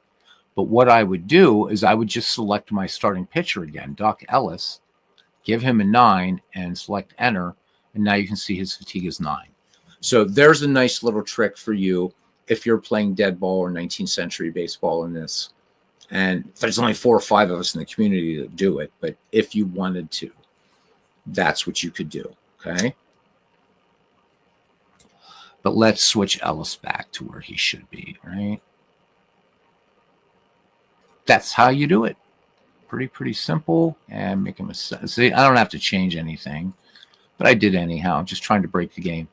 And then you can save these lineups to Green Fox. So another nice thing about Pocket Pennant Run, I've shown Green Fox once on the channel. This integrates directly into Green Fox. I can save this lineup. It will take it out to Green Fox. I can bring the game up. Green Fox is another sort of board game companion, but it's actually a way to play baseball. So you would, whatever your result is, then in Green Fox, which is basically a kind of very sexy sort of Excel application, which is really cool. I can't remember the guy that did it. Mike, he has like a Eastern European last name. Anyhow, it's great piece of software. If you have an application, you want to save these lineups to Excel, do it there. You can save lineups to player cards and save lineups to score sheet to just go off and maybe just use the nice score sheet in a completely different game that you have. So instead of writing out things by hand, boom, that's nice. Or we can play game day. So when we play game day, we're ready to go. And again, our score sheet's filled out. And if we had played, I forgot to show, but this, again, as I said before, this will update. And it's really nice. So we are in this game, and if we wanted to play 74 Pirates against the 74 Phillies in this one-off, we could do it. That's it. That's it. There's really a lot to explore, and again, I think they've done a great job. Sometimes if the update takes longer, that means there's a bunch of new features, but this is a patch. So you have to copy 2 files if you're patching the game. Pretty simple to do. The instructions are very clear.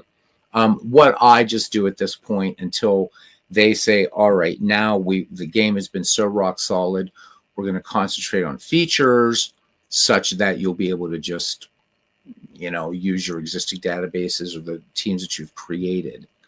But I just downloaded the full fresh install, but I've kept every other version just to have the sort of legacy to watch how the game is growing. I think it's great. And you really should join the Facebook group, guys, because he does post when the updates are there.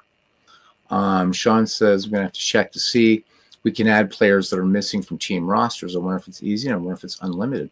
We can try it right now if you want. So if there's a team where the player's missing from the roster, do you want to do one?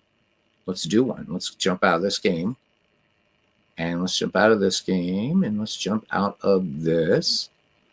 All right. So are you – so I'm not quite – so you're running like in terms of like when you're doing a season replay or what? That's what I need to know.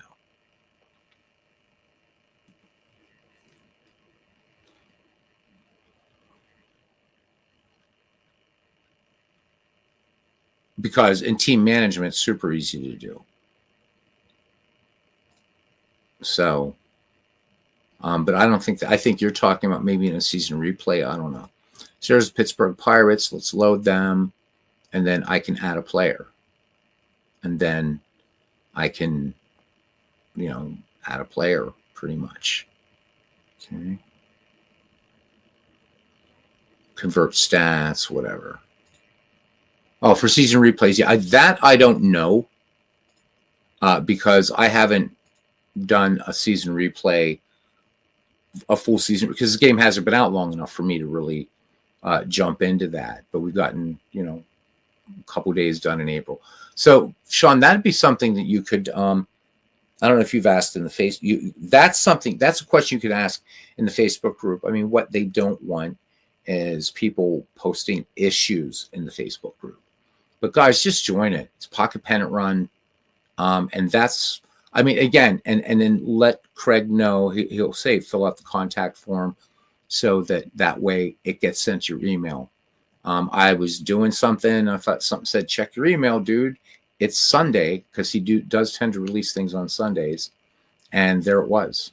So the newest version of this will be 4.01, then a bunch of numbers, which is what, 01, blah, blah, blah. So January, so this is like, and you should have underbar 09. So 4.01, underbar numbers, underbar 09. This is the latest version of the software. Yeah, or ask by email. So, although I think it would be really helpful for all the players. So, however you choose to ask, Sean, certainly it's up to you.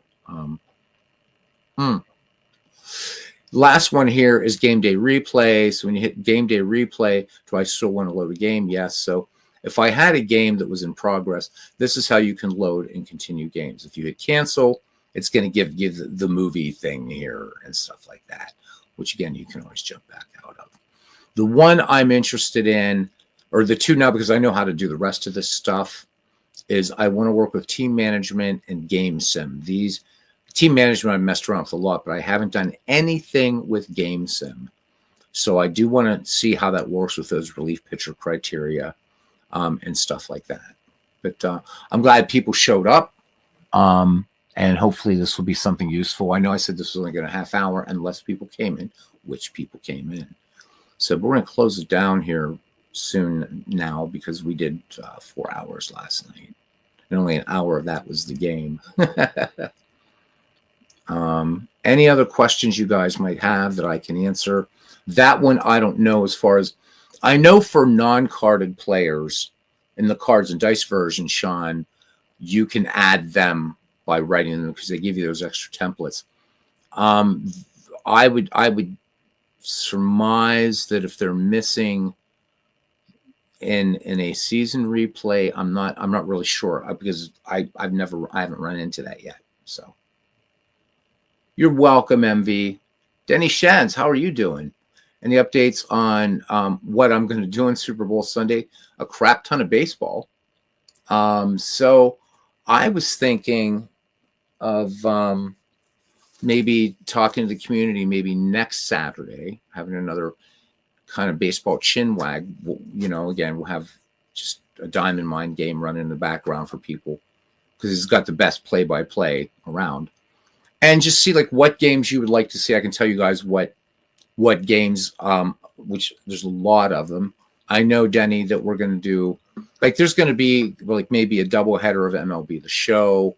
We're going to do some baseball for Windows, Action PC, Out of the Park Baseball, Pocket Pennant Run, Baseball Mogul, Old Time Baseball, Earl Weaver. We're also going to do some Micro League Baseball from way back in the day. Earl Weaver, if I can get it running on the emulator properly, we're going to do some Earl Weaver baseball, Bo Jackson baseball, ESPN. So I'm going to try to do as many digital baseball games as I can that day. But I know there's going to be more for some people to be nostalgia. Hey, I'd like to see this game or like to see that game. If I have it, you'll see it. Or if I can get it running, you'll see it. So I hope you show up at some point, and I do appreciate you coming in. Welcome to the channel. Come here 2 more times, you get a wrench.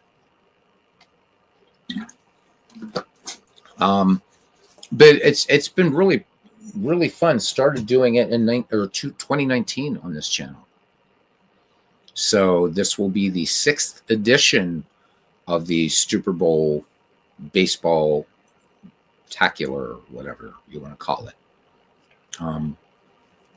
Obviously, there's method to my madness, because I really want to try to go. We went long last year. I'd like to try to go longer this year.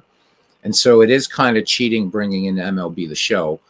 I got to do things like, grab, lunch and dinner. So, I can run away from the chat, not worry about it, run down, grab something, get back up here while MLB The Show is streaming or Baseball for Windows, because those can be kind of unattended. But I do want to still be here interacting with you guys. And also they're good baseball games. They're both good baseball games. And I'm thinking maybe around dinner time, that's when we do a Baseball for Windows game because people have things they want to get ready, or people have been all afternoon and they just want to watch the Super Bowl game, but they don't care about all the pre-game bullshit. Or, maybe we'll figure out when Puppy Bowl is on, and then you can have just a little baseball in the background while Puppy Bowl, because Puppy Bowl is awesome. So that's what's going on. I'm excited for it, Denny. It's something that I really, and if you've been a lurker on this channel, you know the reason I do it is because I'm only I'm not a sports fan. I'm a baseball fan, and so for me, every year on that day, on Super Bowl Sunday, I would watch a bunch of baseball movies, read a baseball book, play some baseball games. That day was something very much baseball related for me, unless I had either a magic show or a band gig.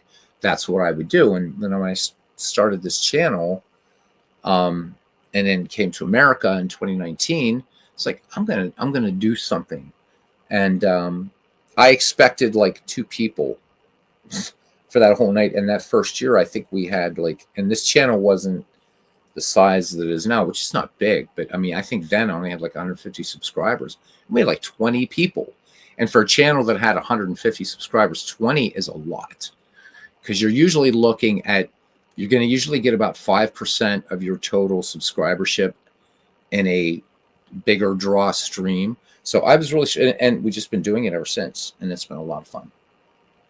I'm open if there's anything, maybe projects you guys would want to see.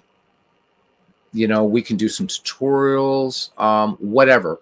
Squeeze in a baseball chin wag. You know, we can talk some baseball, because pitchers and catchers will be reporting shortly after the Super Bowl. So it's going to be a day to celebrate the national pastime. Yeah. So you're up, Denny. Holy, nice, man. So a baseball only fan. Finally. Because I know there's a couple guys here that are like, baseball's my game, but I also follow hockey, or I also follow whatever. So I really thought on the planet I was the only baseball only fan. So Denny, I should give you a wrench now just for that. I thought I was the only one on earth. So you are indeed welcome. So we'll celebrate baseball. We'll split it up, man. Too, I realized that, you know, while this channel's built on dead ball mainly, and then also 19th century baseball, there's a lot of guys that are interested in earlier baseball. So you know what, we'll do a couple games. You know, 1970, I'm doing 1971 in Action PC, and you know, we'll just pick a World Series if we want to. Maybe we'll do an all-star game. I don't know, man. I'm gonna kind of I'd like the community to kind of guide it this year, and say, okay, you know, what game should we do next, and what can we do? So that, bearing that in mind, depending upon what you would want me to do, depending upon the baseball game. So like for Action PC and Out of the Park baseball, you can pick any damn thing you want, any season you want. I can do it this game, any season you want. Baseball for Windows, it's got to be something between 1871 and 1997, or something I've created for Baseball for Windows. For Diamond Mind, 1876 to 1926 plus all-star games, and stuff like that. So that would be my only limitation. Old-time baseball, 1871 to 1981. But we'll have fun. There's plenty of baseball, way more than we're going to be able to cover. So it'll be a lot of fun. Get some people on the mic, maybe just get on here, call an inning or two of a game, or just what have you. You want to see some people play against each other. If somebody would like to play, and I'd like to test it out, you want to play Action PC 2025 head-to-head, I'd love it. I would certainly welcome it. Steve Tate and I used to do it back when it was Action PC Baseball 2023, and it was a blast. It's so much fun to play. So somebody wants to play, you know, I've got everything for Action PC Baseball. You know, we can each just pick a team and play. So that's certainly an option. The only thing I'm not going to do this year, I teased it and I only said maybe, I am not going to set up a webcam to do a cards and dice game. That's the only thing I'm not going to do this year. I literally don't have the room to do it. So it's going to be all digital. And that's the only thing. Maybe we'll take a little bit, you know, that software that I showed you guys before, and maybe we'll just listen to some neat interviews and stuff like that from this really cool baseball software that used to be available back in the day. The one that I got the Russian copyright strike on because of George Sisler, which was kind of funny.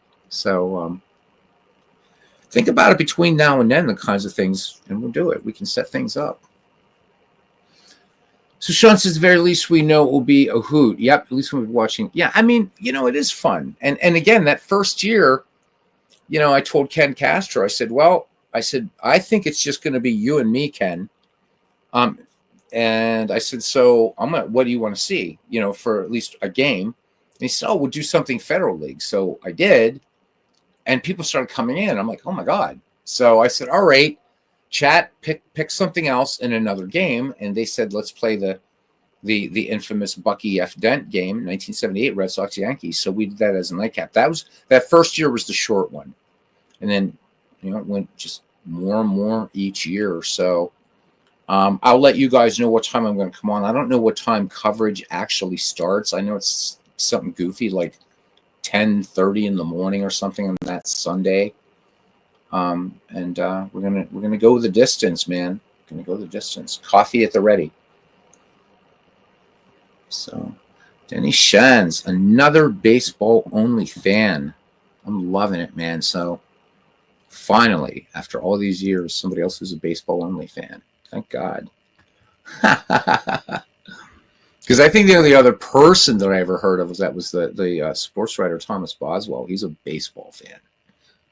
So good stuff. Maybe we'll do some player. I have a couple ideas about doing some player spotlights, maybe outside of game, having a few pictures of some players up there.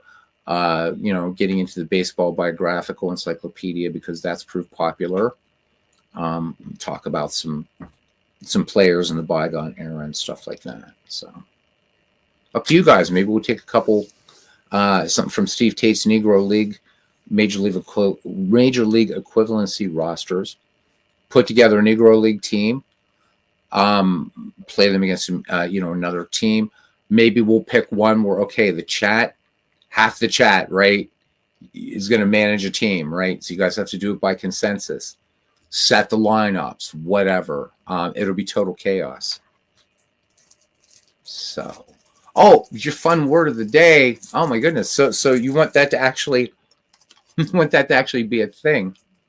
All right, deleterious. Deleterious is the word of the day. All right. So there you go. Sean was telling me last night about my my lexicon. My vocabulary. So then I get 2 for the price of 1. I don't know, man. I just talk. I mentioned I turned down, a couple free ride PhDs, and I don't mean to be I'm not uppity about language. I just love words. I love them. Maybe I don't know.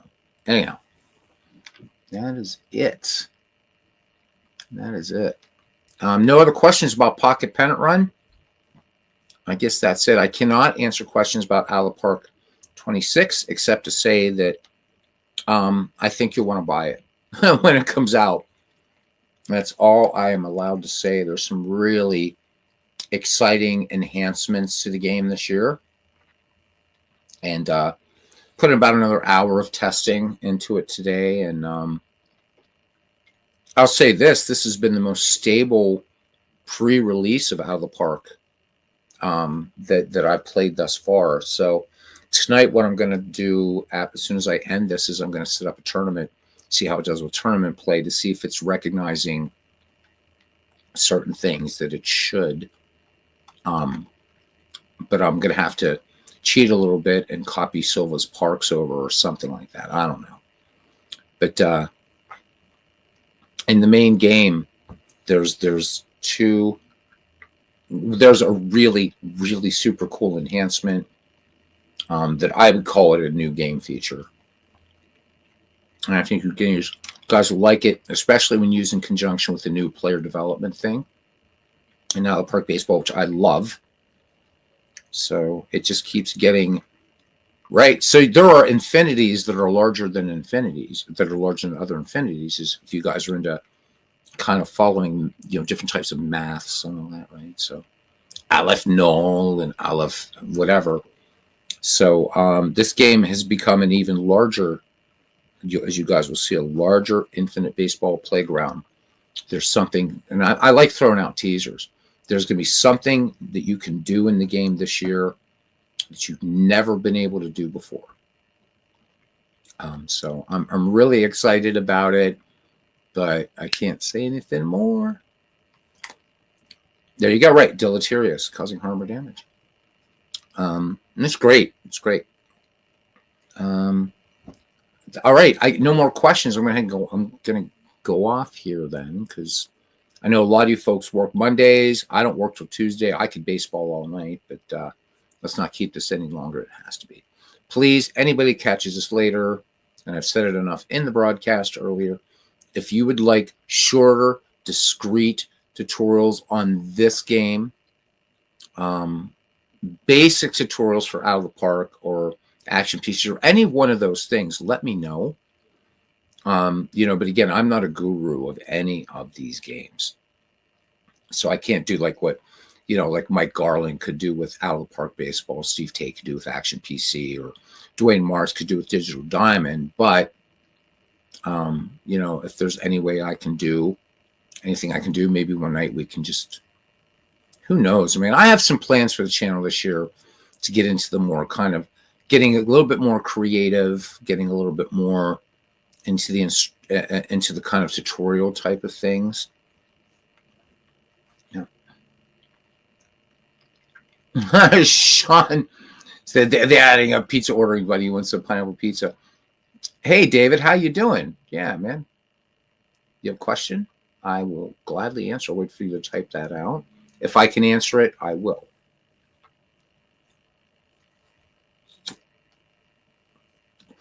So while David's typing that up, in the meantime, for those of you that want to create tournaments and stuff like that, team management's your baby. And I'm pleased to say this is the first time I've done a run through Pocket Pennant Run and not a single crash. Oh, in the background, this doesn't come with the game. That's the Forbes field that I use in Action PC Baseball. So move it out of the way. There it is. Forbes field. Just because, so the way I am, David, is I have a gazillion, and I have 2 monitors, so you can really imagine the mess.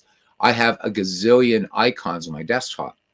I don't work in very neat, orderly fashion, but yet I can find everything I need to find. But it freaks a lot of people out, and so I just put, an image of Forbes field up there. Yep, that's Forbes. And about right there is where Maz hit that home run in 1960. Kiner's Corner. This used to be Greenberg Gardens. Then became Kiner's Corner. University of Pittsburgh out there. This part of the left field wall still stands on the University of Pittsburgh campus. Home plate is still in its location, covered in case, whatever. So all those cool things are there. And Oakland section of Pittsburgh, PA. Yes, sir. Pirates are my team. Even though I don't do a lot of pirate games on this channel, the Pittsburgh Pirates are my team. There's a nice picture. So if you have Action PC Baseball or Digital Diamond Baseball, you could use this picture in this game. I don't know other games that use these too. So yeah, it is. It's a nice Forbes field, and it captures that. Right. Ask Tony Kubek about that hard infield. So there's an infield hit in the 1960 series that hit Kubek in the throat that gave Pirates that extra bit of life, and then Mavs, kaboom. Right. That was a crazy game.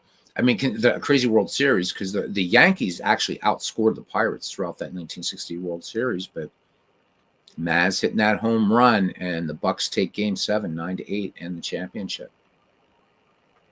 But yep, this is the second, of course, Forbes Field, the second steel and concrete ballpark.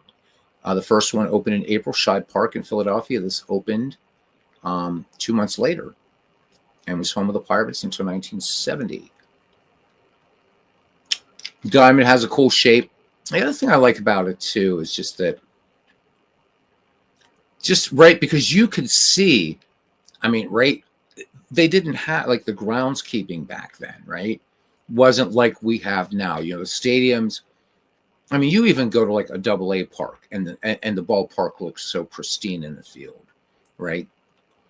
but I mean, you can see, you know, like, you know, a little bit of patch out there for left fielders or center fielders were playing, what have you. And you can even see here, it's more pronounced like in places like Old Sportsman's Park and stuff like that. That is called the keyhole, right? So you had that lane that went from the pitcher's mound to home plate. So, but you can see even hit there, right? It wasn't like the groundskeepers were really making a big effort to get rid of that little unintentional keyhole, if you will.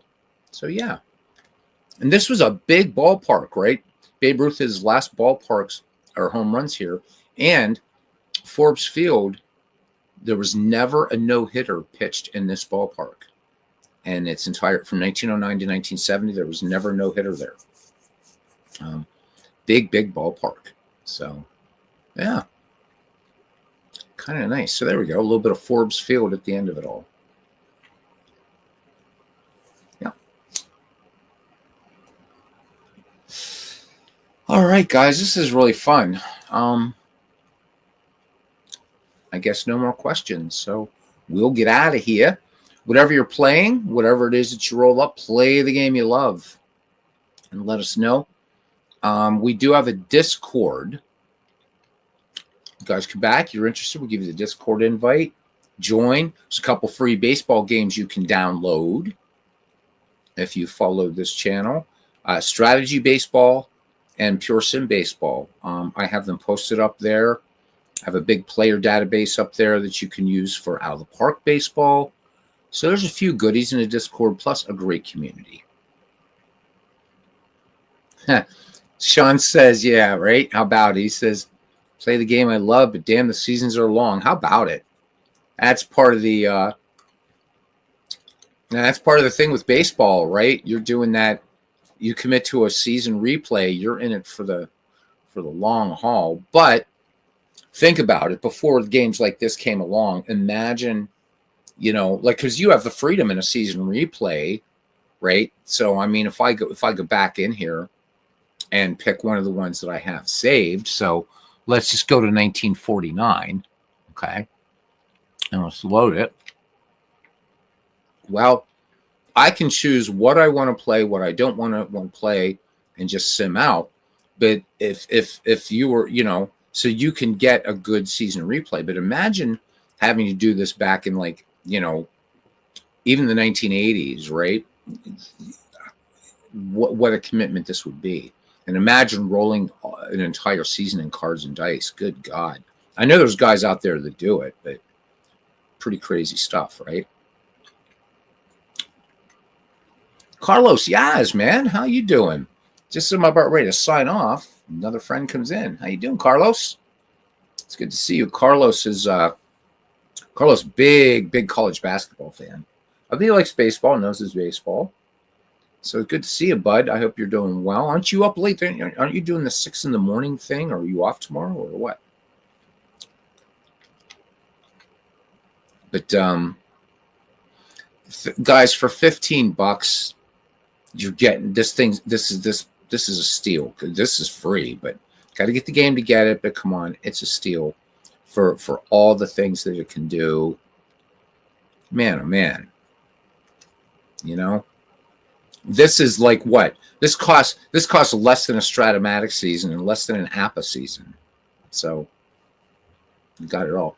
Then it says, how do you get in the Discord? Oh, you haven't been. Well, let me get you. I'm going to give you the Ned McGreevy Discord. There's another Discord called Fields of Dreams, but I'm not part of that league anymore. So not really. I don't think it's appropriate for me to give you the link to that, but I'll give you the link to the McGreevy Discord, and hopefully it'll work this time.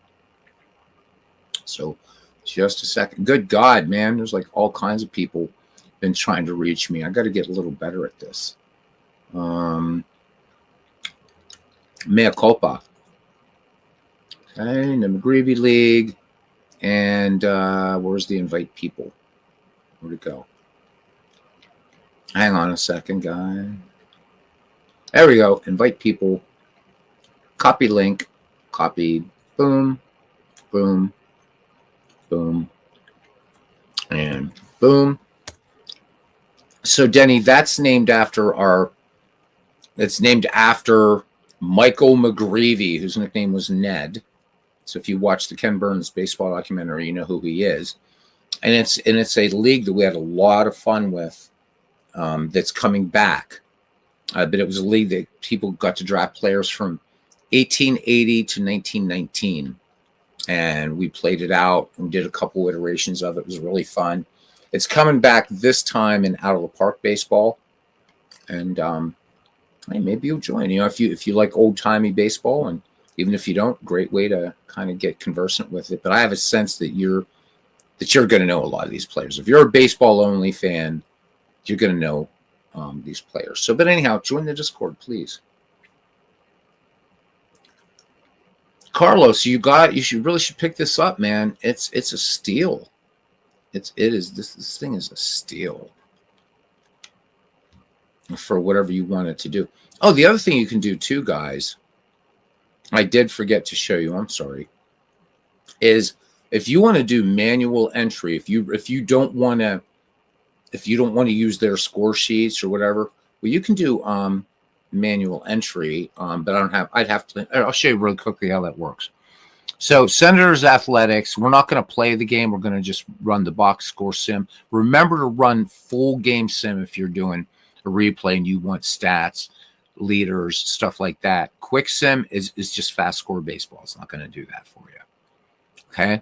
So I'm going to pick this. If I do manual entry, Washington Senators has been replayed. Oh, I can't play it again. So I'm sorry. I was doing it right the last time. And there's my first crash. And that's my fault. That's my fault.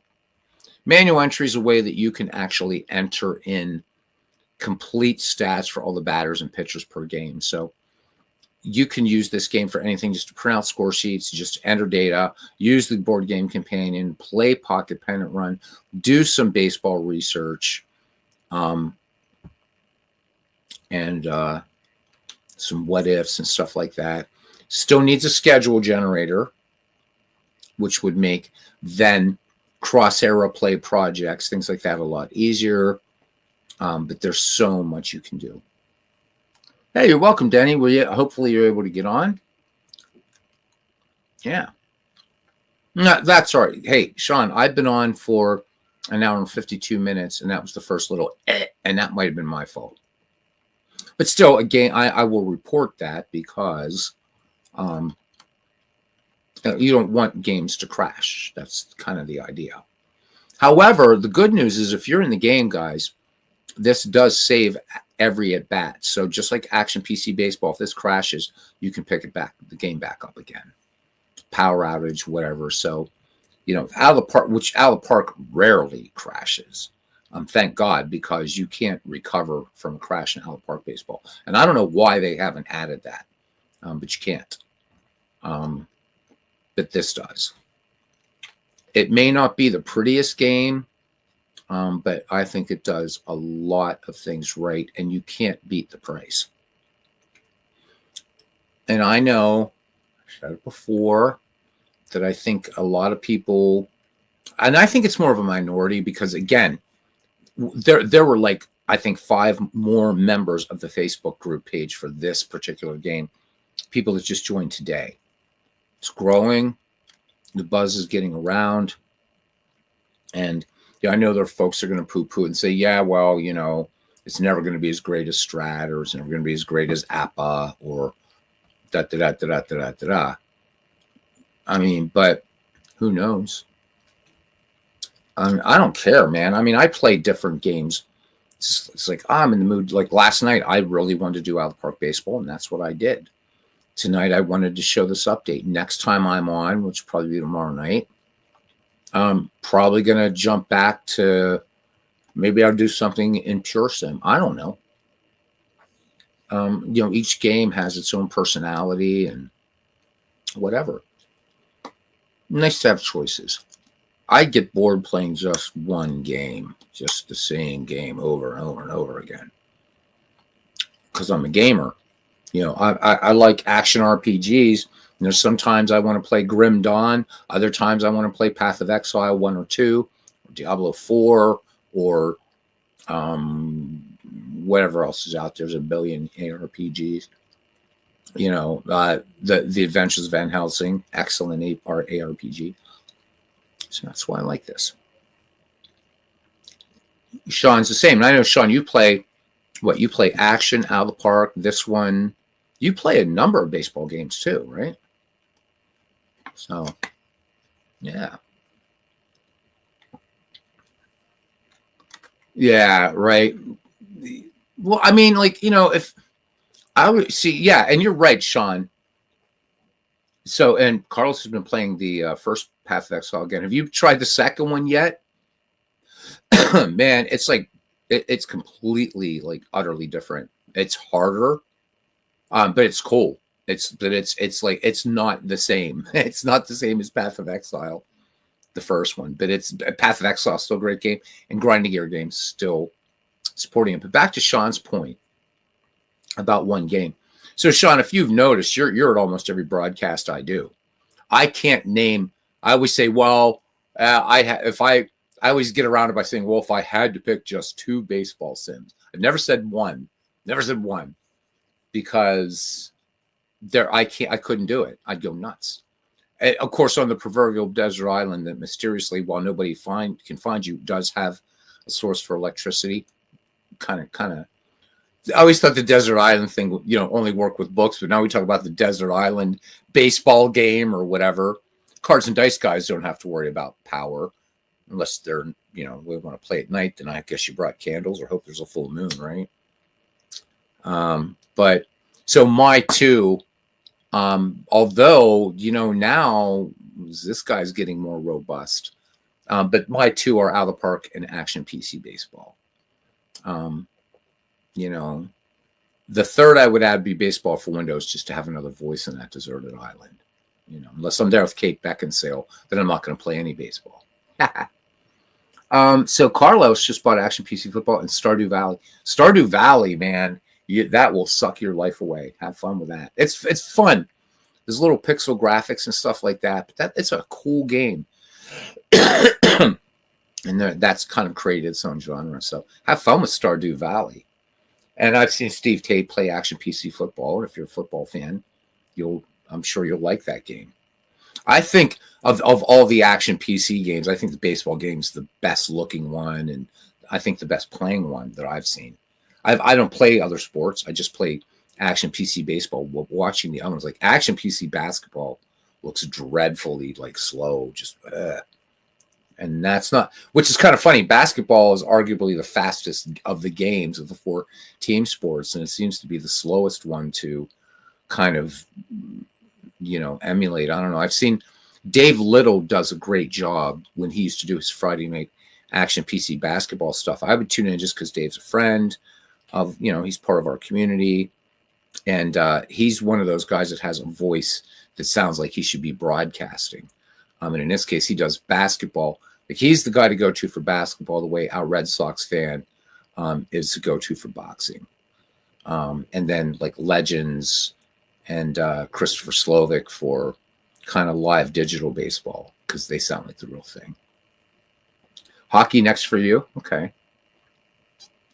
Sean says that Action PC Football can be fun, but damn, it takes long to play. I still contend that because of the nature of stats and everything like that, and just because you don't have as many players in front, I think baseball, and Bernie's actually said not only he's done his own informal research, but also has read that, baseball is the most popular of the sports to sim, and it makes sense. It makes sense for a ton of different reasons. I know there's a couple guys in the community that aren't really baseball fans. They're sort of the baseball fans, not like, say, Denny and I would be, or like Sean, right? Sean's a big baseball fan, but they're baseball fans, but they love simming baseball. And yeah, it's cool. Anyhow, we're going to close Pocket Pennant Run because nobody's asking questions about it. So boop, there it goes. Hold on.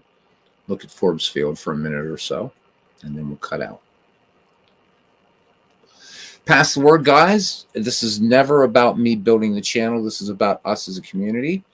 If you happen to run into somebody out there who's like, man, I don't want to watch that damn Super Bowl. Tell him, hey, come on over. This weird dude named Beatles Eternally who's honked off billions of Beatles fans because his channel has nothing to do with the Beatles. He just loves their music. But he does a baseball thing. Have him come in, join the family, you know, and we'll talk about all the other content creators and stuff like that too. Just want people to have a way to enjoy something that isn't that. Yeah.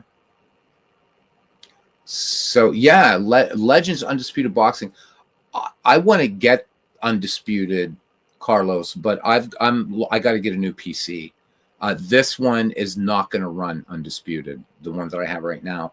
4 years ago, this was a top-of-the-line PC. It's got a GTX 1660 Ti in it, which 4 years ago was like badass. Now it's getting close. It's like minimum spec for a lot of games, and I don't even think it's minimum spec for that. If I'm hoping I had Steam already up. Nope. Well, we'll look at the minimum spec for Undisputed, but that's fantastic.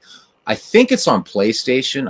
I could get it on PlayStation, but I need an excuse to get another PC anyhow. So I've been jonesing to get back into Microsoft Flight Simulator, and I have no hard drive space on here. It runs great on this machine, but I don't have any hard drive space left because of the music software that's on here, Virtual Studio stuff. So I'm looking at a company called Exotic PC. They have some really nice stuff, and also Origin, because I need a new PC. And then this baby is going to go back to its intended use for music. But I've been Undisputed looks amazing. Looks amazing. I just want to bring it up on Steam here for a second, just look at the spec on it. But I know if this machine could run it, it would still blow up. You know, it's just not. It's out of its reach now. I can still run about 90% of what's coming out, but you know, I like to be at 100%. Give it a minute to come up. I like boxing, you know, and I'd like to, you know, get like, you know, our Red Sox fan. It's either Legends of Boxing or there's one other one, but you can like play, you know, two boxers in history and stuff like that. And I'm a big fan of James J. Braddock and a big fan of Rocky Marciano and of course Muhammad Ali. I got to actually know Joe Frazier through music. Not that Joe was a very good singer, but Joe used to, you know, the band I was in we were playing and he would happen to be in town. He would always come to see us. And so it was such a privilege to get to know Joe Frazier. But anyhow, you know, so boxing, not mixed martial arts, that doesn't interest me, but boxing is pretty cool. It's got a neat history. So I will watch that or play with that, you know, and, you know, put together some fights. But I mean, I don't think I would ever do it here in the community because nobody does boxing like our Red Sox fan. Nobody. And he said that's his favorite sport is boxing. And you can tell he does baseball really well. He does all what he does really well. But that boxing, man, it's like Al makes you like, it's like you can feel every exchange, every punch, every hook, you know, cross, uppercut, bam. I mean, Al just, he sounds like he should be, what was it back in the day? You know, they used to do the fights that, you know, like what were they, like Friday night fights or something? I don't know. I mean, my, you know, grandfather watched that stuff and all that. So I do love to hear Al do a boxing match. It's fun. Boxing is great outside of the ring. So, oh my God, Steam's taking forever. See, I've been running this computer too hard today. Anyhow, I think Undisputed is available also for, I haven't seen Al in a while. Might not be getting the alerts. Yeah, because he's been really busy. I know he was doing for a while that 1976 bicentennial baseball thing on APA, and even bought like some 1967 cards off of eBay just for kind of ambiance or whatever. So that's cool. So I know he was doing that. You know, he does quite a bit of, you know, football, but Al kind of like goes in spurts, and you never know when he's going to be on. He's not as bad as me. I just come on whenever. But Al does kind of. Oh, there we go. It's finally coming up now. This poor computer. That's the other reason I need a new one, man. This shouldn't be like, it's like, oh, it's like, fuck you, man. This takes too long. Oh my God. Yeah, you should check. That's YouTube, man. YouTube's so weird, Carlos. It really is.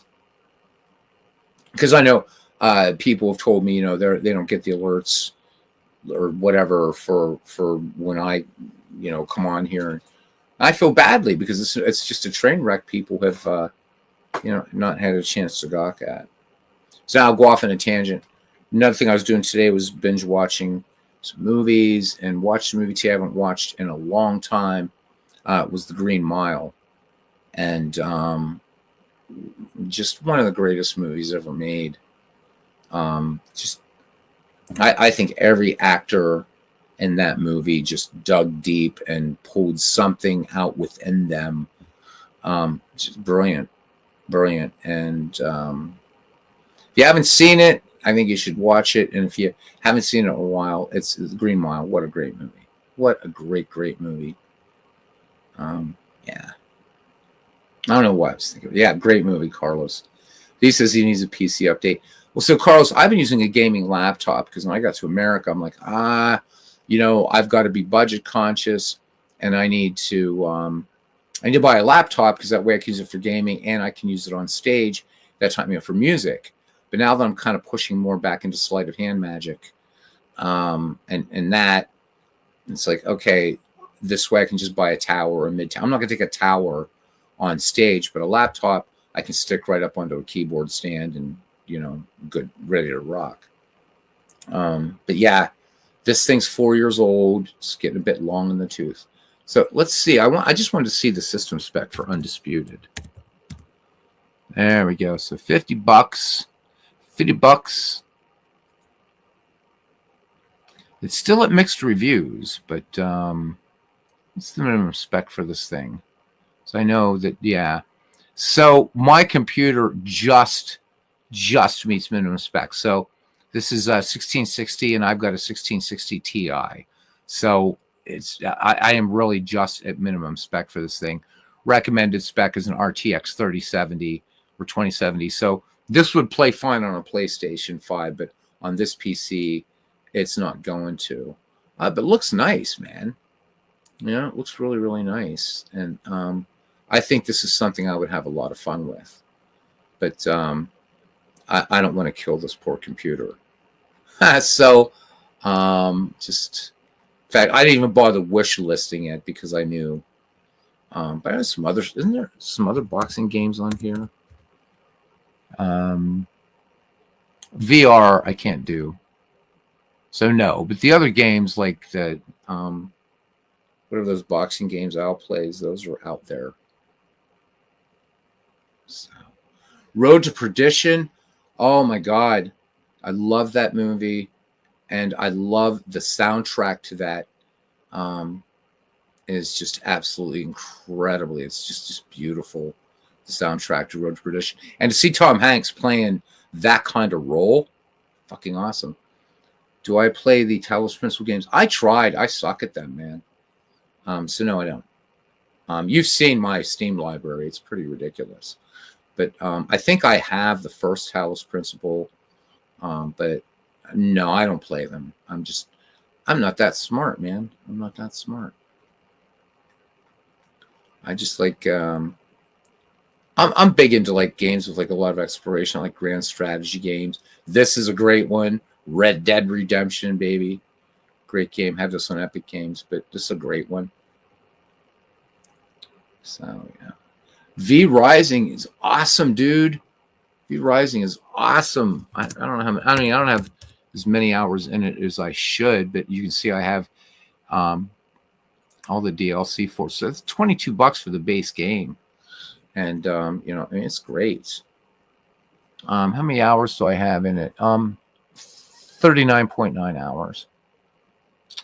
And it's really, really fun. Really fun. So and of course, you got to eventually defeat Dracula to become the king of vampires. But it's a nice game.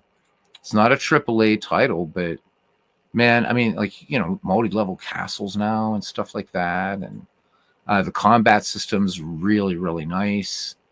So yeah, it's cool. And it's just got that kind of like, if you have like the second Underworld movie, right, where that starts out in there in the 15th century. So it's got that kind of cool Gothic vibe to it. Yeah.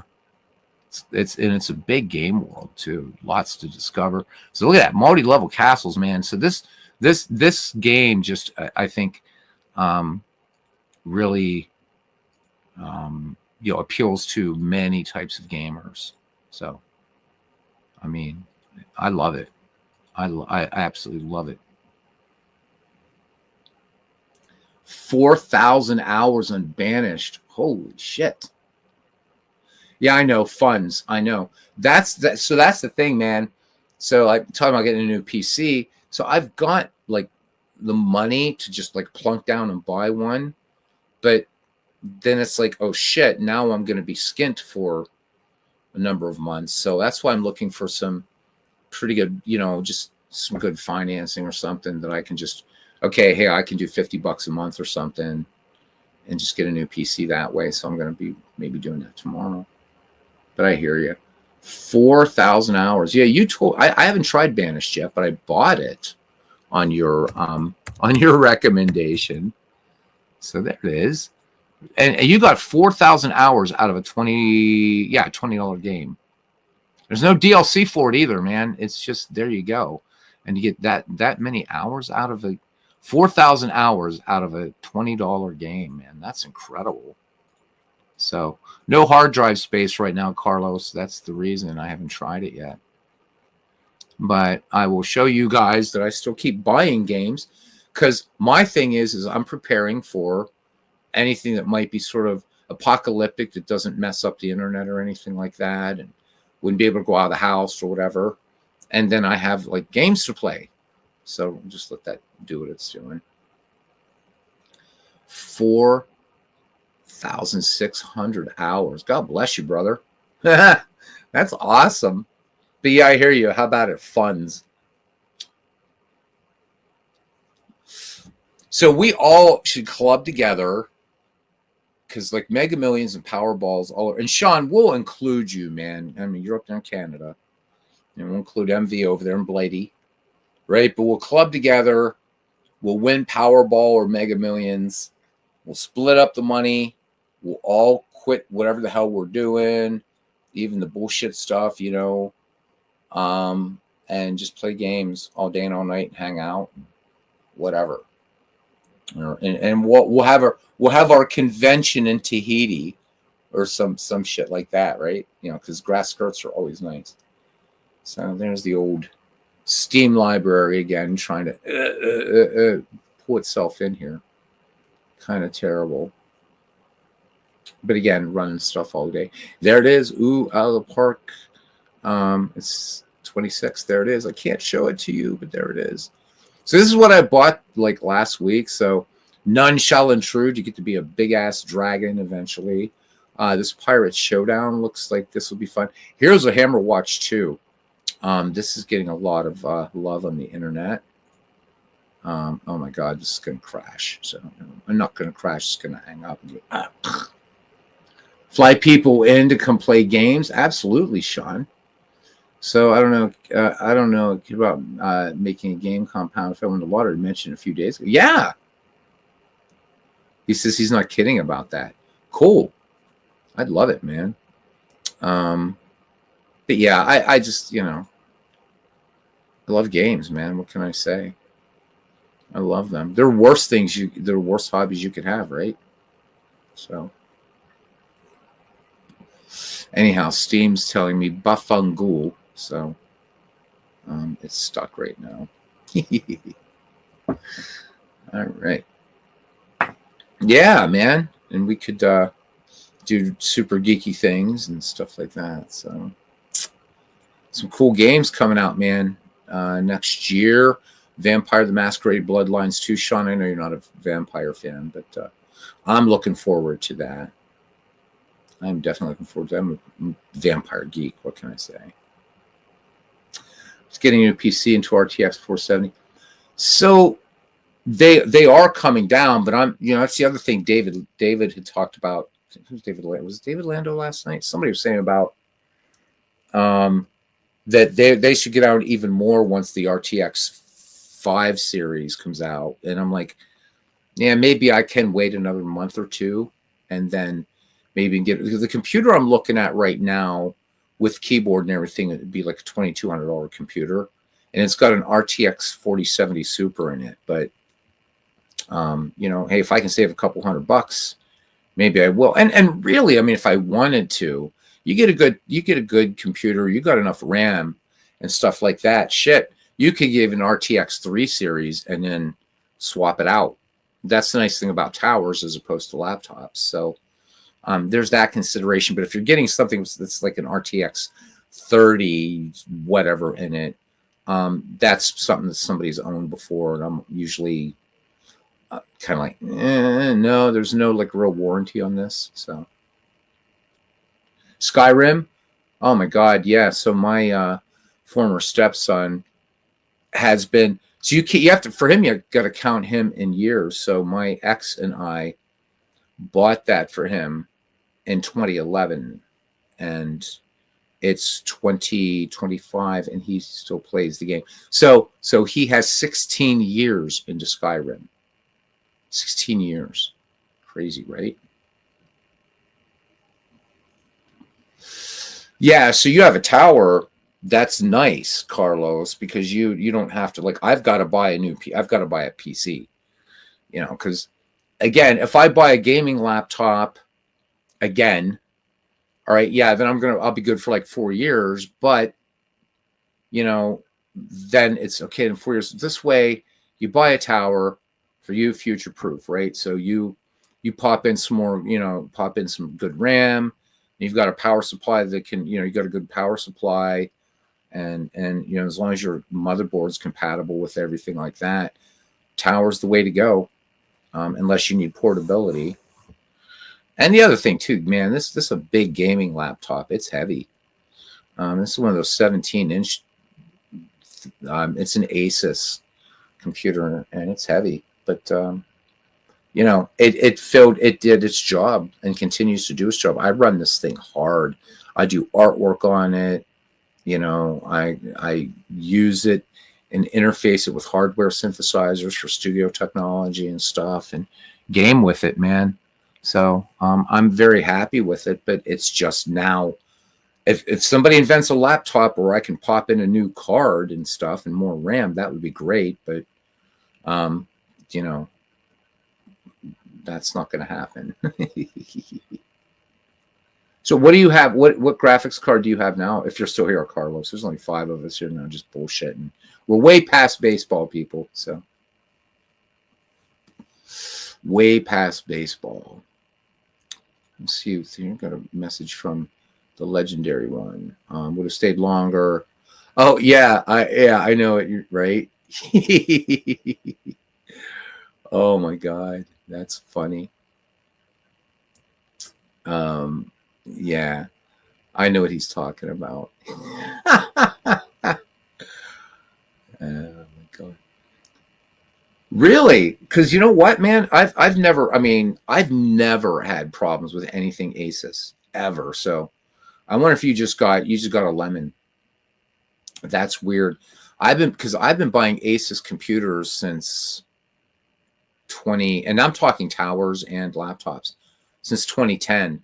So 15 years with Asus, man. I love them. So Exotic, if I go with that company or Origin, they're not, they're neither. So, jumping off brand, but I'm not going to be able to get the Asus computer I want for $2,200. That's not going to happen. So, unfortunately. So Sean says about the new cards, people are already scalping RTX 5090s, and they're not even out yet. I know, man. So I don't need so Sean here, right? So I've got a PlayStation 5 that I keep forgetting that I have. And it's got, I think I read somewhere the equivalent of that is like an RTX 2080. And it runs everything beautifully. but it's sitting here and it's got quite a few games on it, and I forget that I have it. So for me, a 4070 at a decent price, I'm fine. I'd be absolutely fine with that. I don't need a 5090. Again, I have other things that I do, and baseball gaming takes up a lot of my time as far as gaming goes. And you don't need anything RTX whatever to play, these text-based baseball sims that we play. I mean, talk about killing a fly with a sledgehammer. Holy shit. But I don't know, man. I mean, what's an RTX? I'm just curious what they're going RTX 50s. It's 5070. I'm just curious the prices of these things now. Will the 5080 be better than the 4090? Well, yeah. Well, actually, here it says the RTX 5080 might fall short of surpassing the RTX 4090 performance. That's interesting. Interesting, because the RTX 5000 exists. Blah, blah, blah, whatever. Yeah, so an RTX 5090 here on Tom's Hardware. So this is like bullshit, man. I mean, again, sorry for the little lag here, gentlemen. So just give me a minute. Well, you can see it right there. So NVIDIA announces the RTX 5090 for $2,000. 5070s for $549. I'm sorry, everything's flying all over the place, guys. I really shouldn't torture this old laptop like this. Go away, Tom's Hardware. Oh my God, this is terrible. I'm going to have to reboot. I mean, really? I mean, I know there's going to be a big difference, but from where I sit, having a GTX 1660 Ti, a 5070 for $549, I'm fine with that. I know they're going to be sucked up by the scalpers, but the thing is people are going to be, the RTX 4000 series, be able to have those for a song pretty soon. So, the mobile RTX 5070 uses half the power of an RTX 4090 while matching its performance. So, whatever. But I don't know, guys, and don't take this as me knocking folks that would, but I'm not going to pay $2,000 for a graphics card. I mean, the computer I'm looking at has an RTX 4070 in it and 32 gigs of RAM. I wanted to get 64, but I decided 32 is enough, and including a really good monitor, $2,200. So the system I'm looking at is only, $200 more than this graphics card. So Carlos talking about funds, I'm not going to spend $2,000 I've got a pretty good job, but I'm not going to pay $2,000 for a graphics card. That exactly. She says, yeah. So Sean's max is 1,000 Canadian. So and you guys get screwed.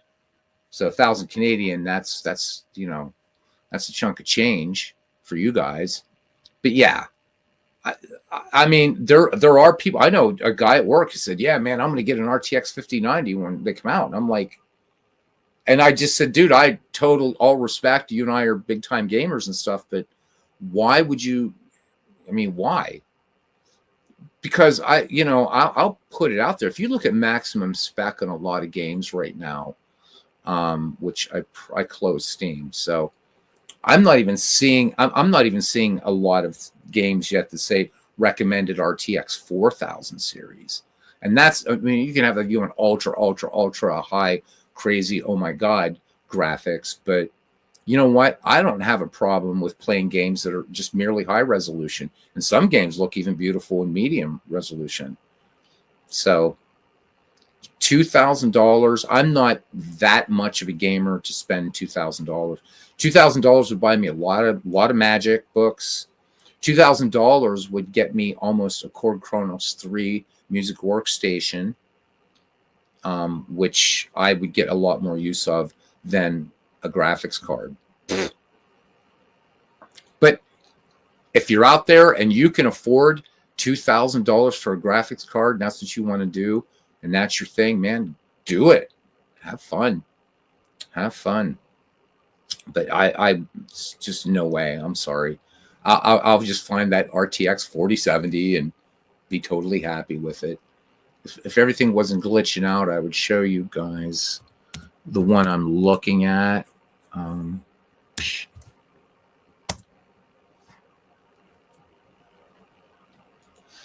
But everything's like freaking out on me here, which is too bad. Yeah, I've got it on my cart here. So, watch. Yeah, get over here, you. It says a company Exotic PC. So the one I'm looking at here, base price is $1969. It's got a Intel Core Ultra 5. So 14 core processor at 4.2 to 5.2 gigahertz. It's got an NVIDIA RTX 4070 Super, 12 gigs of GDDR6X RAM. It's got an Asus motherboard, so that's cool. Got a great power supply to it. 32 gigs of DDR5, 6,000 megahertz T-Force Delta RGB, 216 gig sticks. It's got a terabyte solid state drive to start out. And I've got, you can always add drives. So, I mean, and then I add in the monitor. That's what brings it up to $2,200 for $1,969. That's cheaper than an RTX 5090. And this is going to be a good PC for years to come. So there you go. That's just me. Banished out of the park and yeah, they don't know. Oh my God, no. Out of the park is never going to need. Yeah, it's a nice looking PC.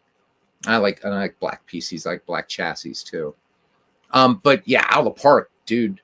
I mean, the spec on out of the park is like ridiculous. You can almost, run it on a potato. And Banished, right? So Linux, you can do some cool stuff with Linux, man. I'm glad to see more games running on Linux now. And Windows is bloat memory hog. Linux is so lean and mean. I love it. And I love that more developers now are developing for Linux. You don't worry about memory leaks in Linux. Just doesn't have them. I used to work on Unix systems. And it was funny because back in the day, so you guys remember back Pentium 120. So this is like, yeah, early 2000s, and we still called them Pentium, whatever. So I had a Pentium 120 at home, but I was working on a Unix machine when I was the curator of the maps collection at Penn State.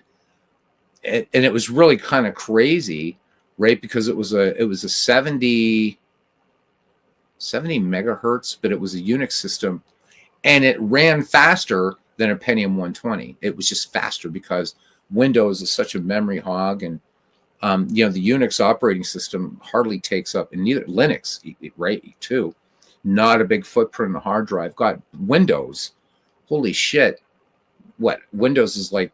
I don't know how many hundreds of gigabytes. It's ridiculous.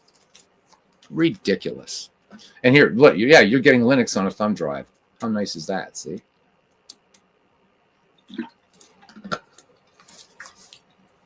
But anyhow, shake the hand of somebody someday when he gets his RTX 5090. I'll say, let me be the first to shake your hand, dude.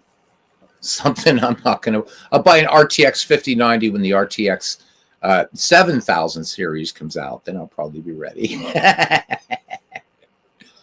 But you're right, Carlos. I mean, so I don't play first-person shooters, right? So. I mean, so I'm more of like Age of Wonders 4. So I'm talking non-baseball. I'm saying Age of Wonders 4, Diablo, Path of Exile, Torchlight, the Torchlight games, Grim Dawn, things like that. I mean, I could show you my Steam library. You can see the type of gamer I am. So an RTX 5090 is not going to make any difference When I play Age of Wonders 4, I have it both on PC and on PlayStation 5, and it plays equally well, even though the PlayStation 5 has the equivalent, I think, of an RTX 2080, which is a better card, a faster card than a GTX 1660 Ti. But an RTX 5090 for grand strategy games makes no sense. Stellaris isn't going to look any better, because I can already play Stellaris at Ultra, or play, like Total War Warhammer, right? I'm good to go. I just don't have the hard drive space, or I would try to create a Total War Warhammer channel, because that's a great game. Epic battles, just like you see in the Lord of the Rings movies. So, mentioned Penn State. So, thought about you. Yeah. So that's where I did my undergraduate work, and then I worked at Penn State for a number of years, and then I went off to graduate school. I started grad school at Penn State, but I decided I wasn't ready for grad school, so I thought, well, I'm just going to work for my alma mater, and I did. I worked in the government documents collection, and then became the curator of the maps collection.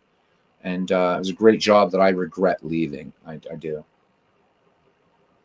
So I love Penn State.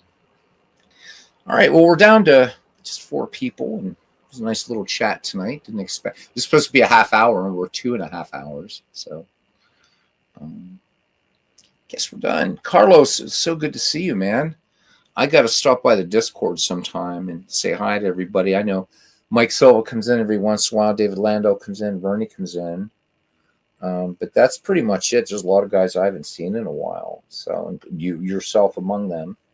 So it'd be nice to come back in and just say, what's up? So, all right, man. Thank you. Appreciate it, Carlos. Good to be seen. All right, guys. That is it. I'm actually going to go off and the hell time is it? 2:30. I'm probably not going to set up that tournament tonight in Allen Park Baseball. I'm going to go watch, I guess it's prison movie night. I'm going to go watch Shawshank Redemption. So, guys, thank you for coming in. And so let me just get back here. So, Denny, I know you dropped out long ago, dude, but do join us February 9th for some all day, all evening, and maybe all night baseball. And for everybody else that came in, you know who you are, because there's just too many to scroll back on, because it's too long. Thank you. Yeah, you too, Sean. Take care, my friend. All right, guys. See you around the batting cage. Good night.